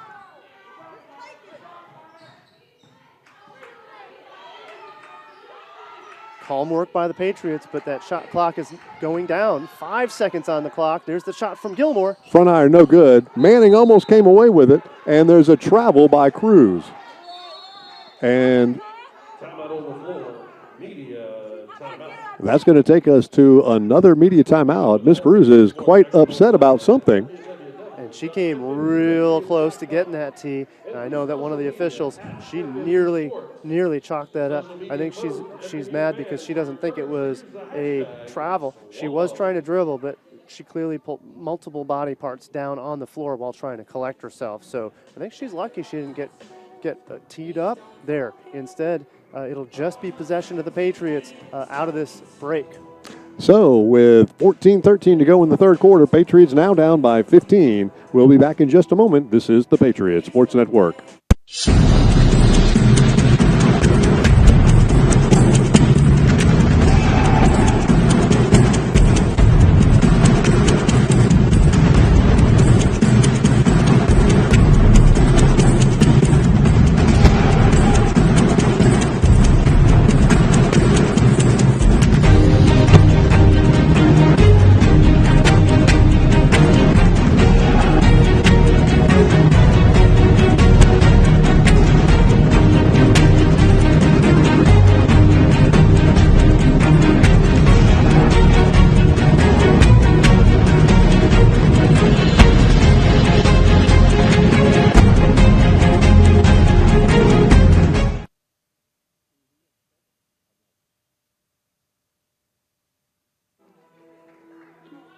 Here we are back at the Smith Center.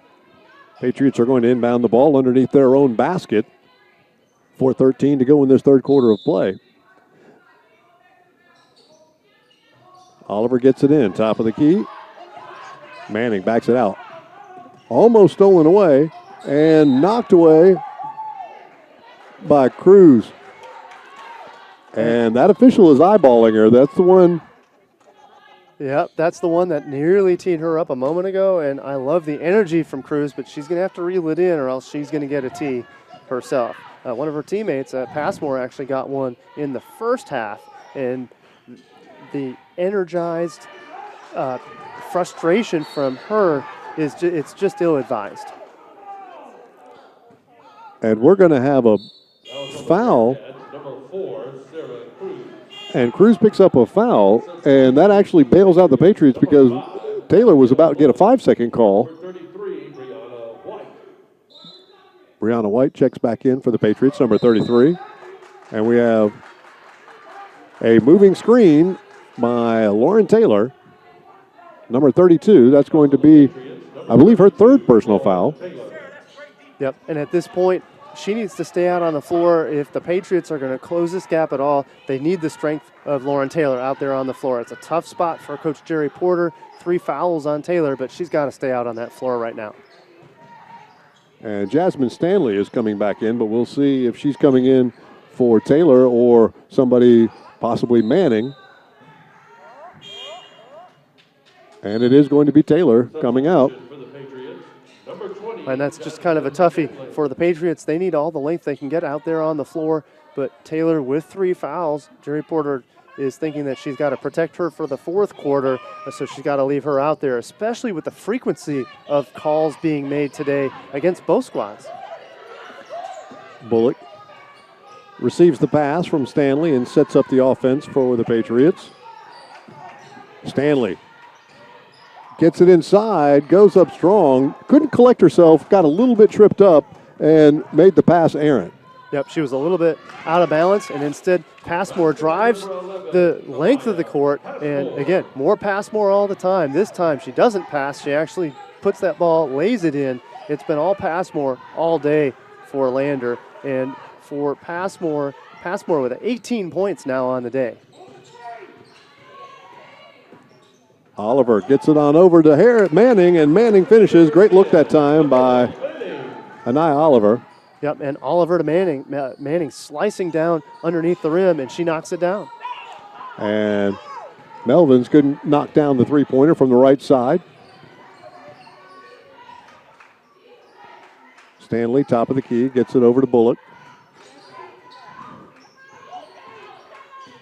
Manning's more than happy to slow things down in that half court, trying to slip it in underneath to number 20, Jasmine Stanley. Can't quite do it. 10 seconds on the shot clock. Oliver with the ball. Skip pass. White for 3, left side. In and out, no good. And then we've got a foul on the floor. I like how Manning was trying to tip it over to Jasmine. Fouls on the Bearcats. Number 1, Amaya Melvin. Amaya Melvin picks up her third. So the effort is still there for the Patriots. Patriots still down by 15, but clearly they're working hard. Earlier this season in patches, when they would get down like this, they would slow down on defense. They would get a little discouraged, but I don't see that. Here they're working hard, and then they get it on the offensive end. Nice backdoor cut by Bullock, who couldn't finish. And she picks up the foul after the miss. 5, Abigail Bullock.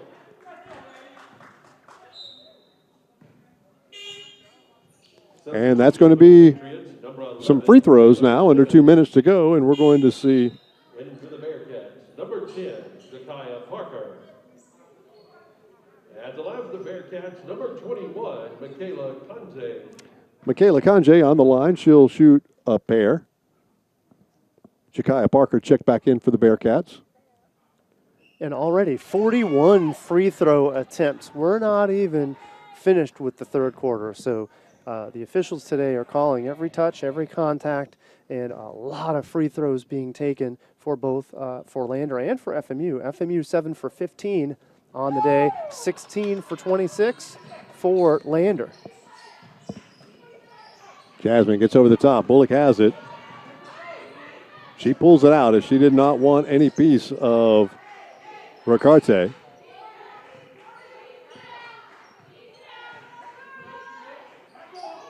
Stanley on the elbow. Back to Simmons. 10 on the shot clock now. Simmons drives in, kicks it back. White thought about a three, got it to the free throw line. We have 4 on the shot clock. She takes the three, in and out, no good. So that's 2. And nice fighting that time by Brianna White as she goes with Ricarte, and they were struggling for that rebound, and Ricarte knocked it out of bounds, so it will stay with the Patriots.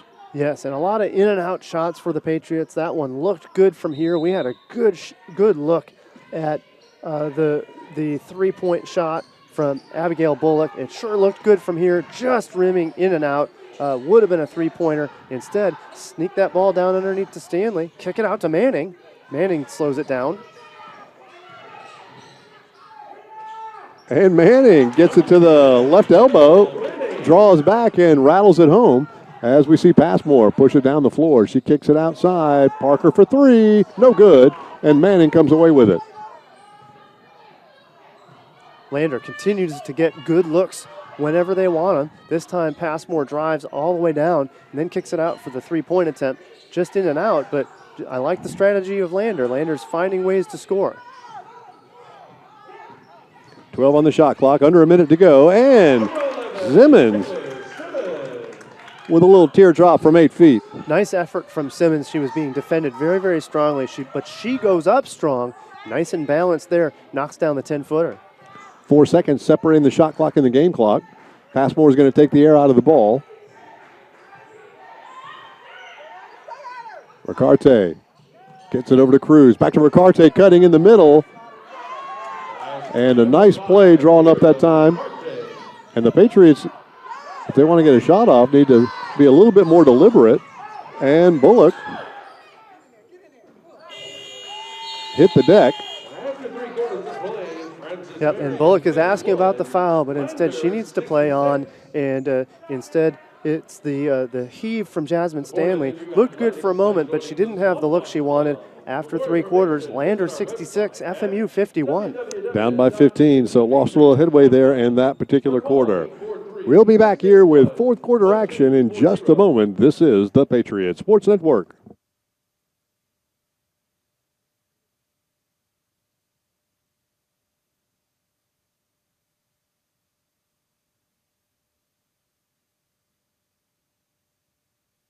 The Swan Fox Club is the fundraising arm of the Francis Marion University Athletic Department, and it supplies assistance to all 14 intercollegiate sports.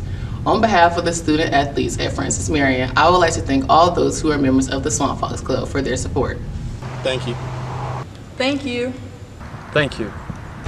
Thank you. Thank you. Thank you. Thank you. Thank you. Thank you.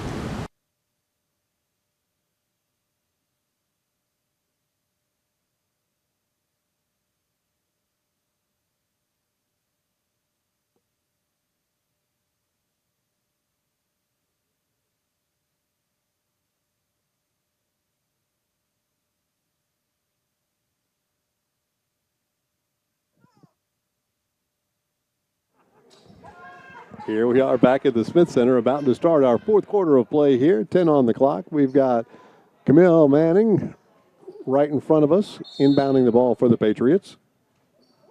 For Manning, the senior guard from Little Rock, South Carolina, just right up the street from Dillon High School. And this is her final season, presumably, for the Patriots. And Abigail Bullock put up the three-pointer, didn't get it to go down. Another one of those shots that went in and out for us, but she did get fouled by number 10, Jakaya Parker. So Bullock will go to the line and she'll shoot three. For the Bearcats, number 4, Sarah Cruz. At the line for the And for the Patriots, 4 for 12 from three-point range. Lander, probably the only blemish on their scorecard, 3 for 17 for three-point range. And that's Bullock's first free throw attempt of the season. And that's hard to believe. Well, actually, it's not much of a surprise. She's definitely an outside shooter. She's one of the three-pointer threats for Jerry Porter. So for this to be her first free throw attempt, maybe not as surprising as at first glance. And she knocks down 2 out of 3. And the Patriots down by 13. And for the Patriots, any scores with the time stopped is absolutely what they need. They need more of that, but for now, Lander's going to work in their half-court offense until they get the open three-pointer attempt from Passmore. Nice rebound on the Lander side, so they can then eat a little bit more clock up. Another shot by Passmore, in and out again, and now here comes Frances Marion. A lot of reaching in and no calls by the officials. Patriots do corral it.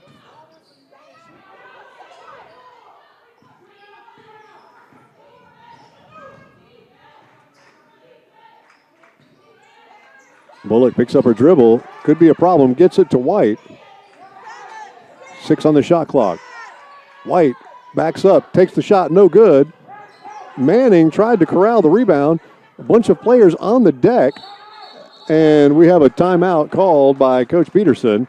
So the Bearcats will maintain possession here. And a player down for Lander. That's number 1, Amaya Melvins. She's been a key player for them. Now she's going to get up and kind of get off the floor gingerly. So with the timeout, Patriots down here by quite a bit, down by 13 here with 8:54 to go. We'll be back in just a moment after this media timeout. You're listening to the Patriots Sports Network.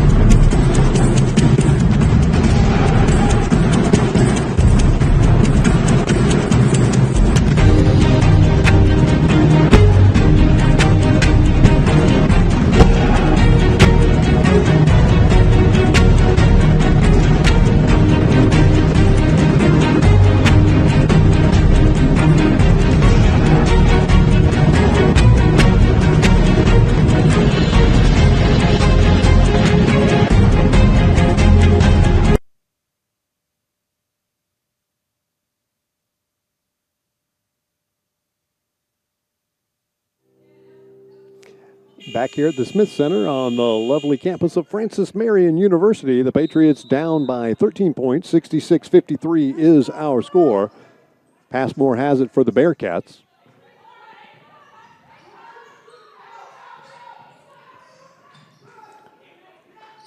Passmore drifts down the left side, gets it to the left block, can't finish with the right hand. Good defense that time by the Patriots, not letting her drive to the rim, made her stay outside the lane. The Patriots need to do everything they can to slow down the buzzsaw that is the Lander offense. Lander's really had their way most of this game, so any defensive stops here in the fourth that can allow the Patriots to claw their way back in is just really, really bonus here for them. And ball's on the deck once again, and the Patriots do get their hands on it, and this time Coach Porter calls the timeout to save the possession for the Patriots. That's going to take us to another full timeout with 8:11 to go in this ball game. Patriots still down by 13. They'll have the ball when we come back. it looks like we've got 1 second on the shot clock, so that's going to be, that might have been a timeout not well spent, but in the heat of the action, you need to do it. Well, we'll see what happens with 1 second on the shot clock when we come back in just a moment. This is the Patriots Sports Network.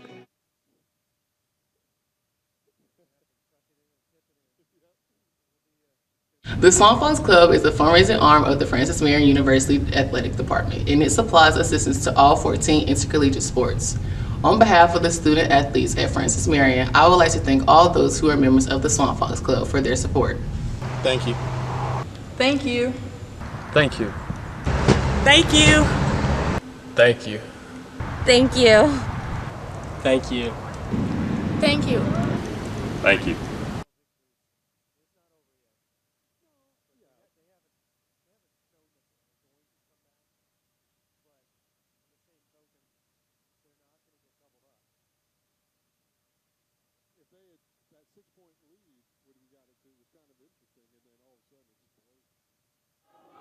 Here we are back at the Smith Center. Patriots to inbound the ball on the sideline. Manning with those honors gets it to Simmons, who goes up and gets it off the front iron.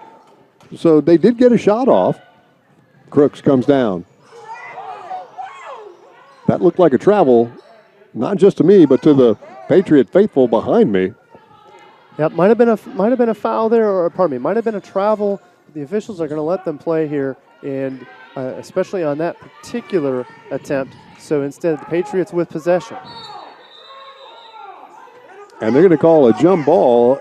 We see a lot of the Patriots faithful, again, wondering how Manning hit the deck by herself. I don't think it was by herself, but...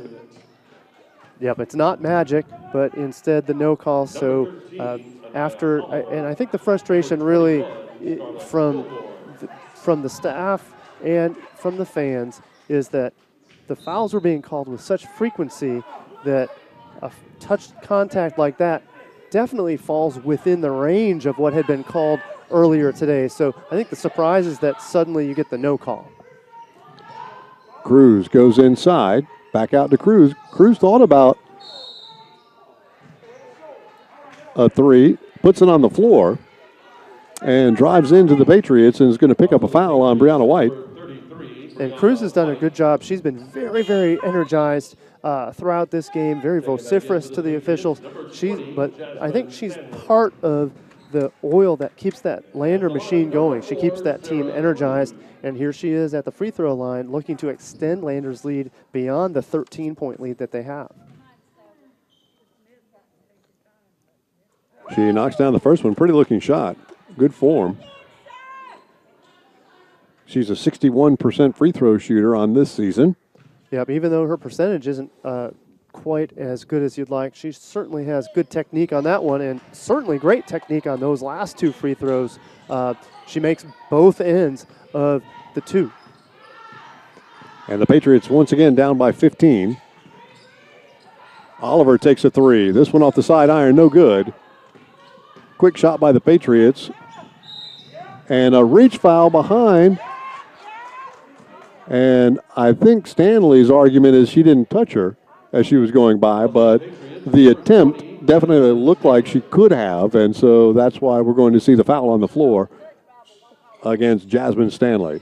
Yep, and the number of fouls that are being called this game is really through the roof. So I think for both teams, instead of bemoaning it, what they need to recognize is that they are going to get called. There's no point arguing or being frustrated about it, and they need to just play a little cleaner game. Back iron, no good. Patriots come away with it. Oliver has it. Cruz closed down the lane. Good transition defense that time by the Bearcats. Stanley, skip pass over to Bullock.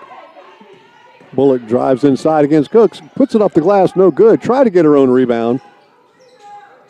Bullock thought about the three-pointer and then drives the lane and tries to get that ball up. She was a little out of balance at the end, maybe hoping to drive to draw the foul, but instead Lander kind of stepped away from her and let her mishandle. They pick up the possession. Passmore with the teardrop on the right side, and she's got 24 points today, or now 22, I'm sorry, and a turnover.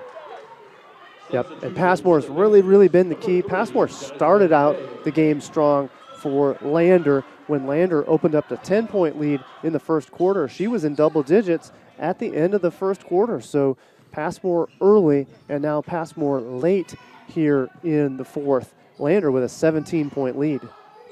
Crook wide open for three, top of the key, back iron no good, and Oliver tracks down that rebound inside.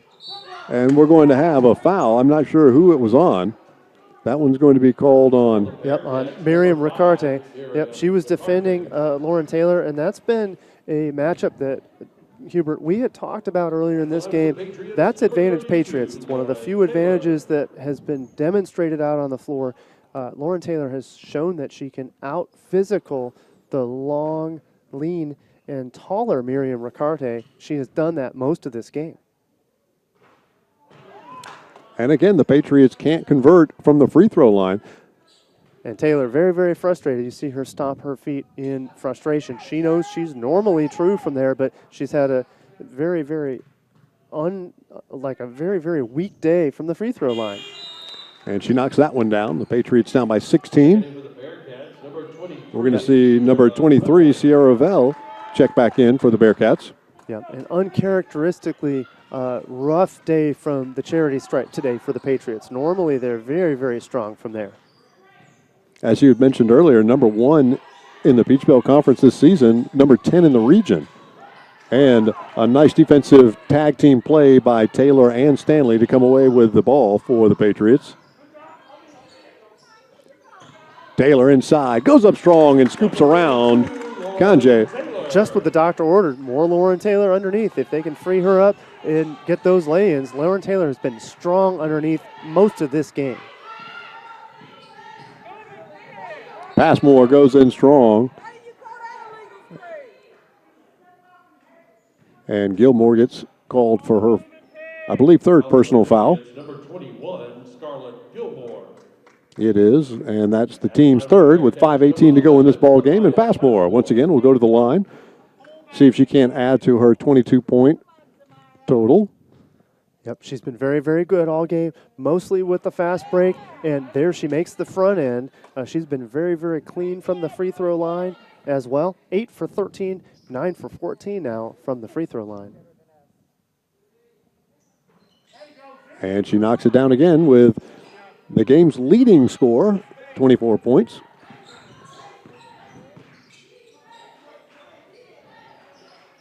Taylor gets it inside, works on, oh, nice up and under move and a left-handed finish underneath Ricarte.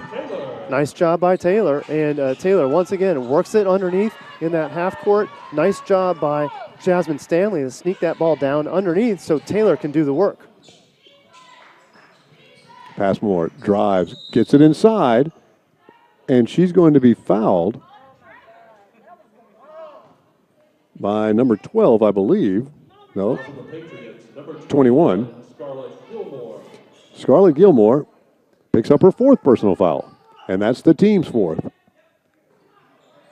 And with 4 fouls, Scarlett Gilmore is in some foul trouble. Nice inbound by Lander, and Lander finishes that off from Kanze, who's underneath wide open. She knocks the lay-in down. Patriots lost her on the inbounds pass, and Oliver tries to drive in, and the call is going to be on Passmore, who doesn't like the call. She's kind of giggling about it, which I find a little bit ironic because it's the same call she's been getting all night long. That's right.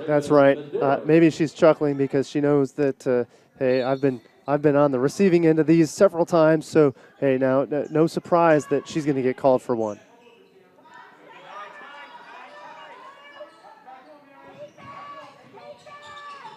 Taylor. Back iron, no good. Stanley gets the rebound. Stanley gets it out to May. May with a mid-range jumper from the right baseline. Nice job by May, and good on the Patriots to get that rebound and kick that out to May. May makes no mistake. Lauren Taylor with the three-point shot. She had been scoring from underneath several times over the last moment or two. Then she goes up for the three-pointer. Good defense by Lauren Taylor that time. And they tried to get it back in, went to the well one too many times against Taylor, and now Passmore is all by herself. and finishes easily. Yep. Smart that time by the Patriots. They couldn't get good position defensively, so they just let her go through without letting her pick up another and one opportunity. Yep, Madera stepped away. She knew she didn't have position, and another foul would have been a problem for the Patriots. But one more foul on the Patriots, and Lander will be in the bonus. So that was a smart no foul, both individually, but also for the team. And Oliver picks up a foul away from the basket. Her third personal foul. There's the team's fifth. And now we're going to see some free throws for the Bearcats in this last 3:18 in this ball game. And there's a lot of personal fouls on Francis Marion. A lot of players in foul trouble. 4 on Gilmore, 3 on May, 3 on Lauren Taylor, 3 on now Oliver. That's Oliver's third. So it's been 3 on Medeiros, 3 on Brianna White. A lot of fouls being called today. So Passmore, once again, will shoot free throws. She knocks down the first one and rattles the second one home. So she's got 28 points on the afternoon. A big game offensively for her. Oliver does a good job to keep her balance as she tripped up just a little bit, but breaks the pressure. I don't know how she stayed up. Well, she was losing her balance, but good on her. Good strength by her to get that ball possessed, and now they're in clean shape in this possession. And it's a foot race. Cruz and Manning. And Cruz couldn't get the ball to go in, but gets her own rebound and pulls it back out. Under 3 to go. Smart on Cruz. Cruz wanted to go underneath, but once she missed it, when she grabbed the rebound, it's always tempting to force one up. Instead, she kicks it out to Passmore. The clock is on Lander's side. And away from the ball, Jakaya Parker is going to be called with a personal foul as she pushed off on Medeiros. And that's the 4th team foul on the Bearcats. 4th on Parker as well. May backs it back out. White has it.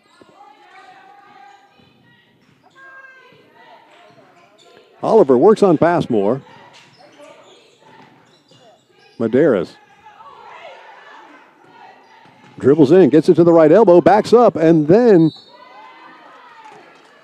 shoots the ball. I looked like somebody had gotten a piece of it. The way that ball came out of there, it was kind of a knuckleball. Yep, kind of surprising, the no call there. Some good defense from Sarah Cruz. Sarah Cruz has been successful on the offensive end. There's some nice pressure defense for her, and that forces problems for the Patriots. Lander now with possession. Ganja. White's asking why with her position, but looks like they are going to call her with the body. Oh, nope, they're going to say she got her on the arm. Yep, and another foul. 1:55 to go in the game here. Lander with a commanding 18-point lead, and at the line, Michaela Conze. She can extend it to 20 from the line right here this trip. She gets the first one down. 19-point lead now by the Bearcats. Showing why they're the number 2 team in the region. And barring something really strange in the last minute and 50 seconds, they're going to keep that perfect record. And you got to give some battle pressure to battle credit to Francis Marion. Francis Marion at Lander fell 79 to 35. So here to be within 20, while that's still a wide margin, much better than the blowout that happened in Greenwood a few weeks ago. And that's going to be on Stanley, a blocking foul away from the ball. That's her 3rd personal foul. Player controlled, so no free throws.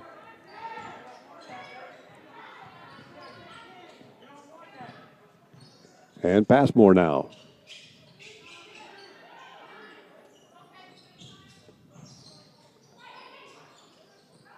And Cruz can't corral the pass by Passmore, so it's a turnover. Yep, that skip pass was just a little bit long. One of the rare miscues from Passmore. That ball just out of the reach of Sarah Cruz. She put her fingertips on it, but that ball still glances out of bounds. It was a good idea. Cruz was open there on that other side. Just couldn't connect on the pass. And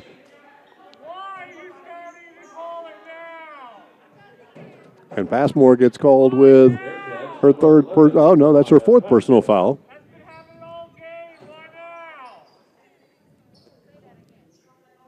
And for the Patriots, a lot of fouls against. They are more than 20 fouls against the Patriots today, and that's the difference here in this matchup. It's been fast break for Lander. The Patriots have been called on a lot of touch fouls, so fouls left and right on both sides, but against the Patriots, it's been a struggle to stay away from, to keep Lander off the charity stripe. 1 minute.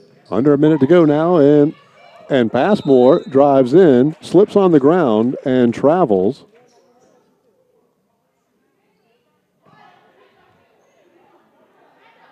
Well, and that looked a lot worse than it ended up being. Passmore gets right back up. Well, I thought she sprained her knee just a little bit there. So good on Passmore to get up and be strong and work her way off the floor.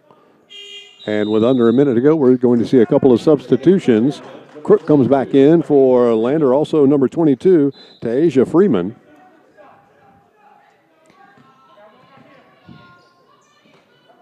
Gilmore goes baseline and gets the ball stolen away. Nice block that time by Freeman.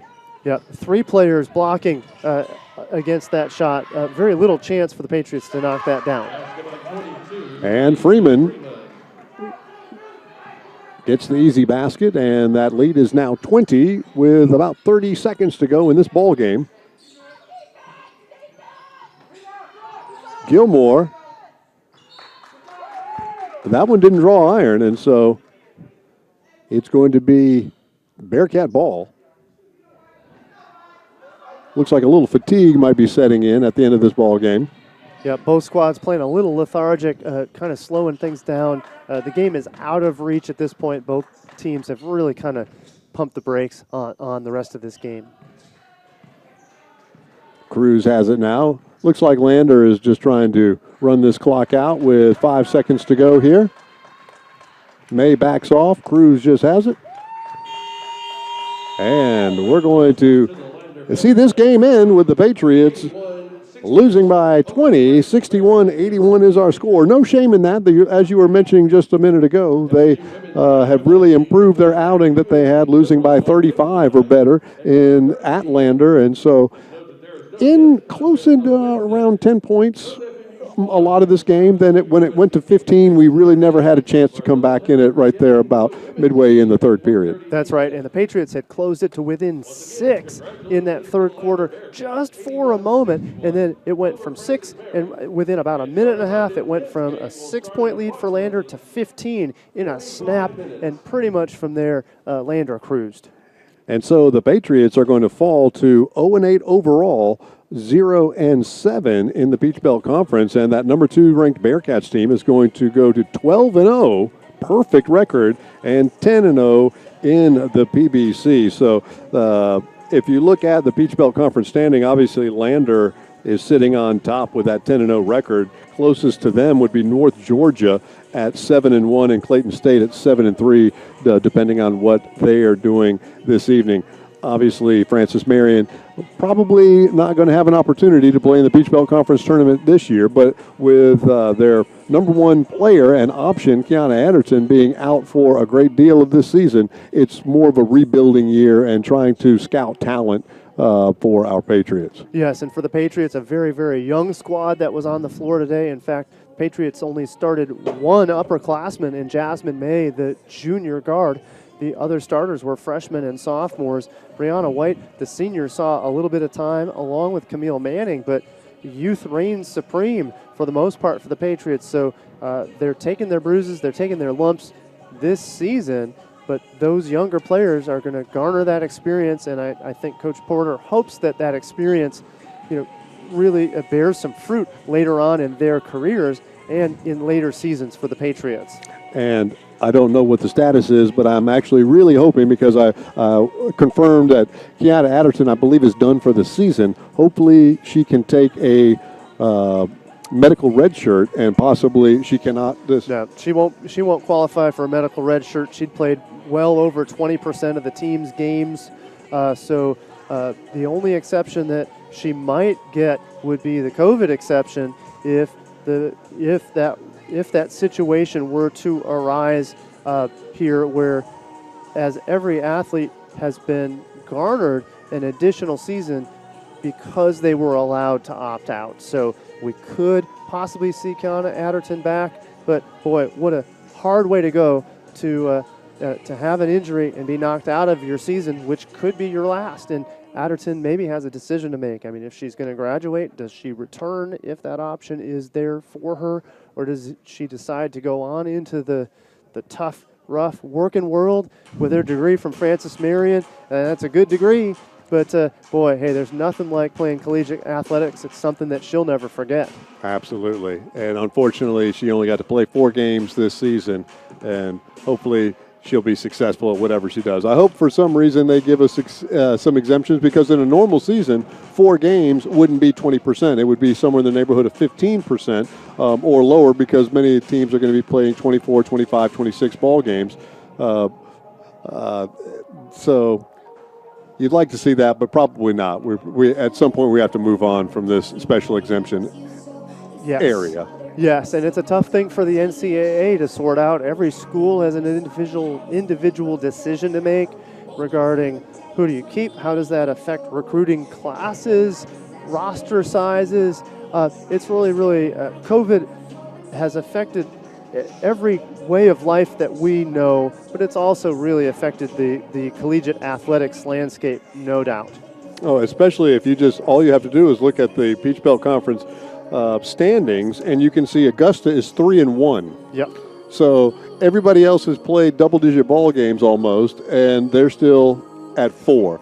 Don't think they haven't been affected by it in some way or another. So that's right. Every team gets hit with something along the way. In fact, for the Patriots, 5 matches postponed during the season in what was already an abridged season. Most teams in the Peach Belt are not playing, and in fact, they're only playing maybe 1 or 2 non-conference games, so it's very hard to get those games in. So already a short season, now take 5 games out of the mix, and now you're talking about an exceptionally short season, a very strange season as far as the athletes are concerned. For the coaching staffs, preparation is very, very weird. If you've got to prepare for a game, then suddenly it's postponed. You're now preparing for a different opponent. I know in other conferences, teams are shuffling around where they were preparing for one opponent, and then with one day's notice, they're going to play somebody else. So all that video review, throw it out the door. So this is a season of change. It's about the teams that can handle change the best, and Lander certainly has now 10-0 in the Peach Belt. Yeah, it's pretty impressive. It's all about being able to pivot. So the next home game for the Patriot ladies is going to be on February 24th. That's a Wednesday at 5:30, unless another scheduled game pops in as a makeup game like it had this Monday of this week. And then they will finish out their home season and also the last day of the season on Saturday, February 27th, against Flagler University. Once again, the Patriots fall to a record of 0-7 here in the Peach Belt Conference, 0-8 overall. We're going to see if we can't get off the schneid on Wednesday evening against UNC Pembroke. So we're going to pause now. We've got about, I'd say 30 minutes or so. Hopefully it won't be that long before the men come out here. But we'll take a little bit of a break. We'll gas back up and get ready for more Peach Belt Conference action in just a moment as the men take on the Bearcats of Lander as well. All right, Paul, let's go get something to drink. Looking forward to it. Hey, a tough outing for the Patriots. Definitely they battled, but the fast break of Lander was just too much for the Patriots to handle. And credit Lander. Lander moves on. They remain undefeated. And for Patriots, as you mentioned, still looking to get off that donut. They'll have another chance on Wednesday, schedule permitting, unless a game sneaks in before that Wednesday outing at UNC Pembroke. That should be fun. All righty, we'll be back in just a moment. This is the Patriot Sports Network.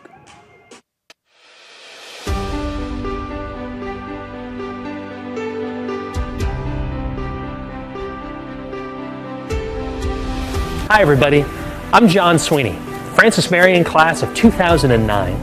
This university means a lot to me. The people that I met and the experiences I had here, I cherish to this day. Over the next couple of minutes, I want to take you on a tour of this university that means so much to me. I want to show you my university.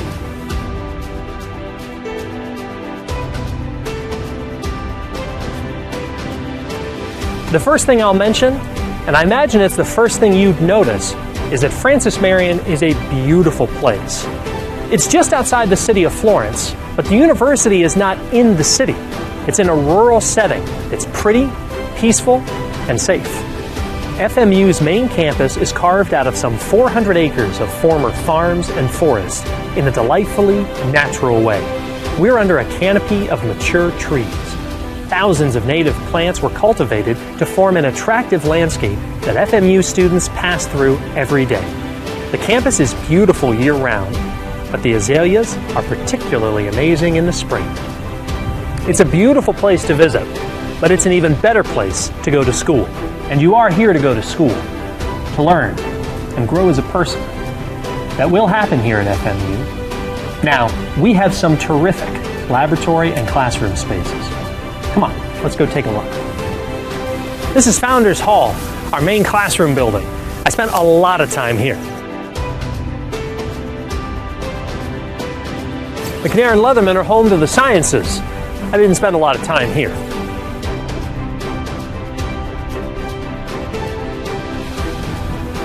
Nope, not here either.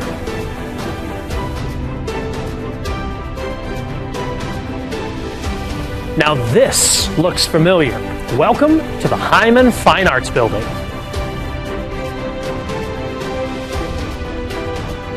A new Honors Center is currently under construction on campus, and in the past few years, FMU has built an impressive presence in downtown Florence.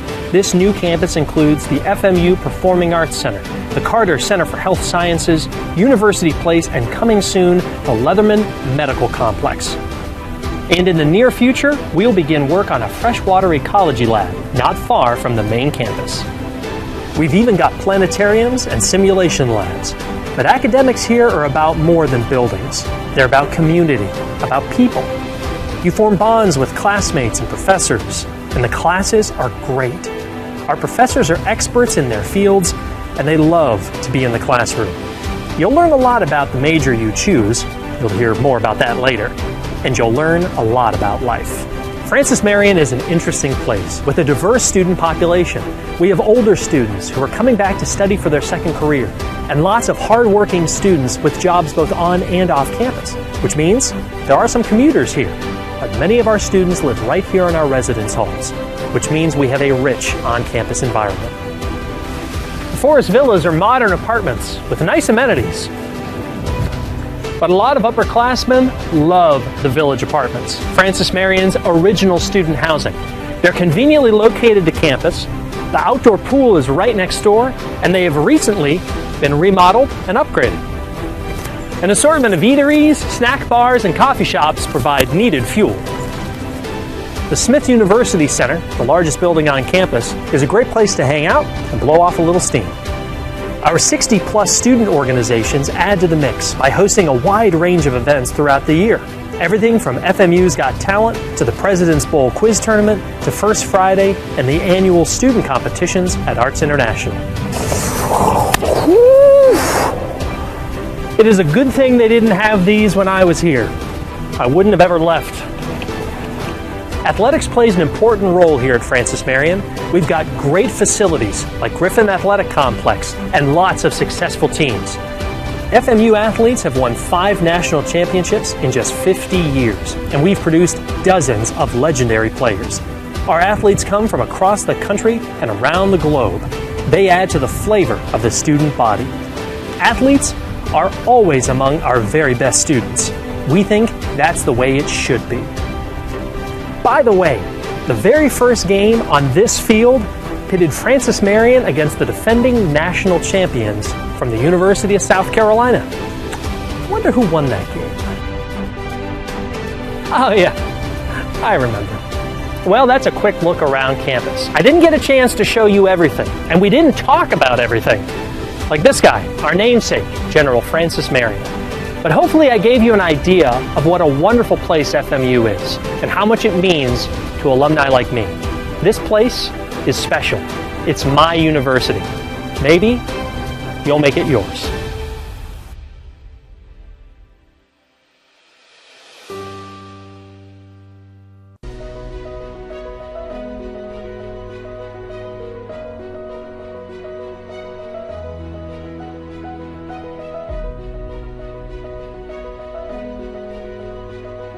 Let me paint you a picture. All of the graduates, all of the faculty, all of the administration, all of the Board of Trustees is decked out in their regalia. Their black robes, their hats, their gold tassels. It's just a most beautiful picture of a very formal kind of occasion. And here we march into the gymnasium, and the music is playing, and the gym is packed. And as we come in, and as you look up at all those people, you see families, huge families. You see not just mama and daddy and two brothers and a sister, but there's grandmama and granddaddy, there's the aunt and the uncle, they're the cousins, they're the next door neighbors. And you know why all those people are there? Because this is the very first one, the very first graduate. And I can guarantee you that when you go to that graduation, you leave with a tear in your eye. Because it's so, so special.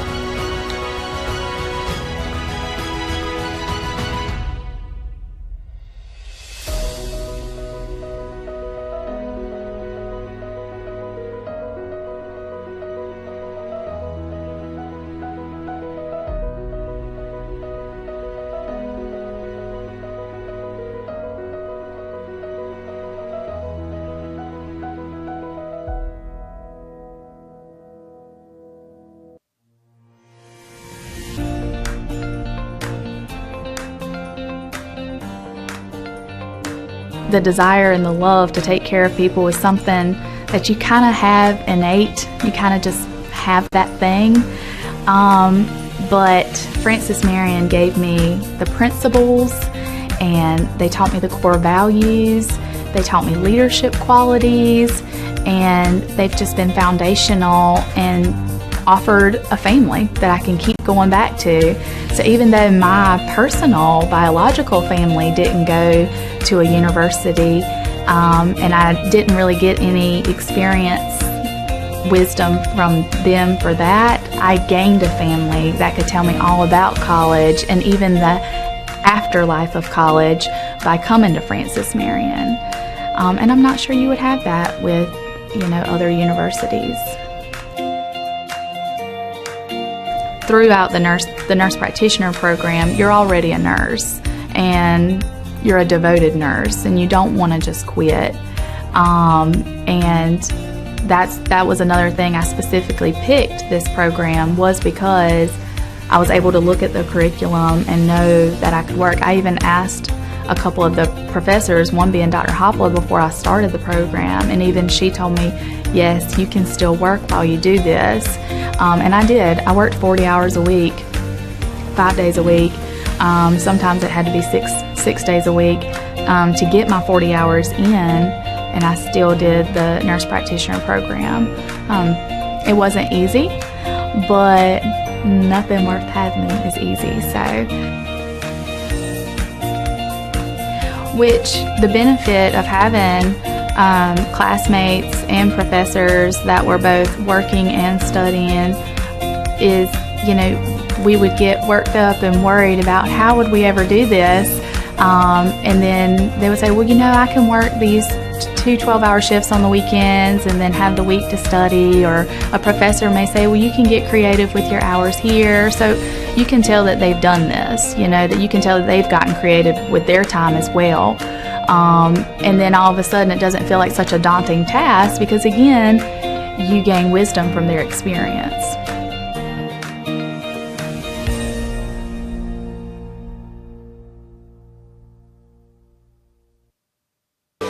Choosing a college isn't easy. There are lots of choices to make and so many variables to consider. How do you know when you've found just the right place? The right college will make you feel at home, and that begins with a sense of place. At Francis Marion University, we have a beautiful campus that's safe, well-maintained, and filled with smiling faces. It's the kind of place where you feel you belong, where you wake up in the morning and know that the day ahead will be one you'll savor and enjoy. Now, that doesn't mean life at FMU is easy. There will be challenges. Hard work is expected. We take our academics seriously. You should too. Earning one of our degrees is a real achievement. But some toil, some time invested in a difficult task, that's okay. That's how you grow, how you become someone. FMU is a comprehensive public university, and when it comes to academics, our students have a wide range of choices. We offer more than 75 majors and courses of study. Our professional schools in healthcare, engineering, business, and education are all well known and respected across the state.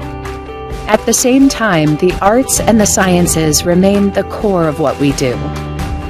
They are the perfect foundation for a successful career and a meaningful life.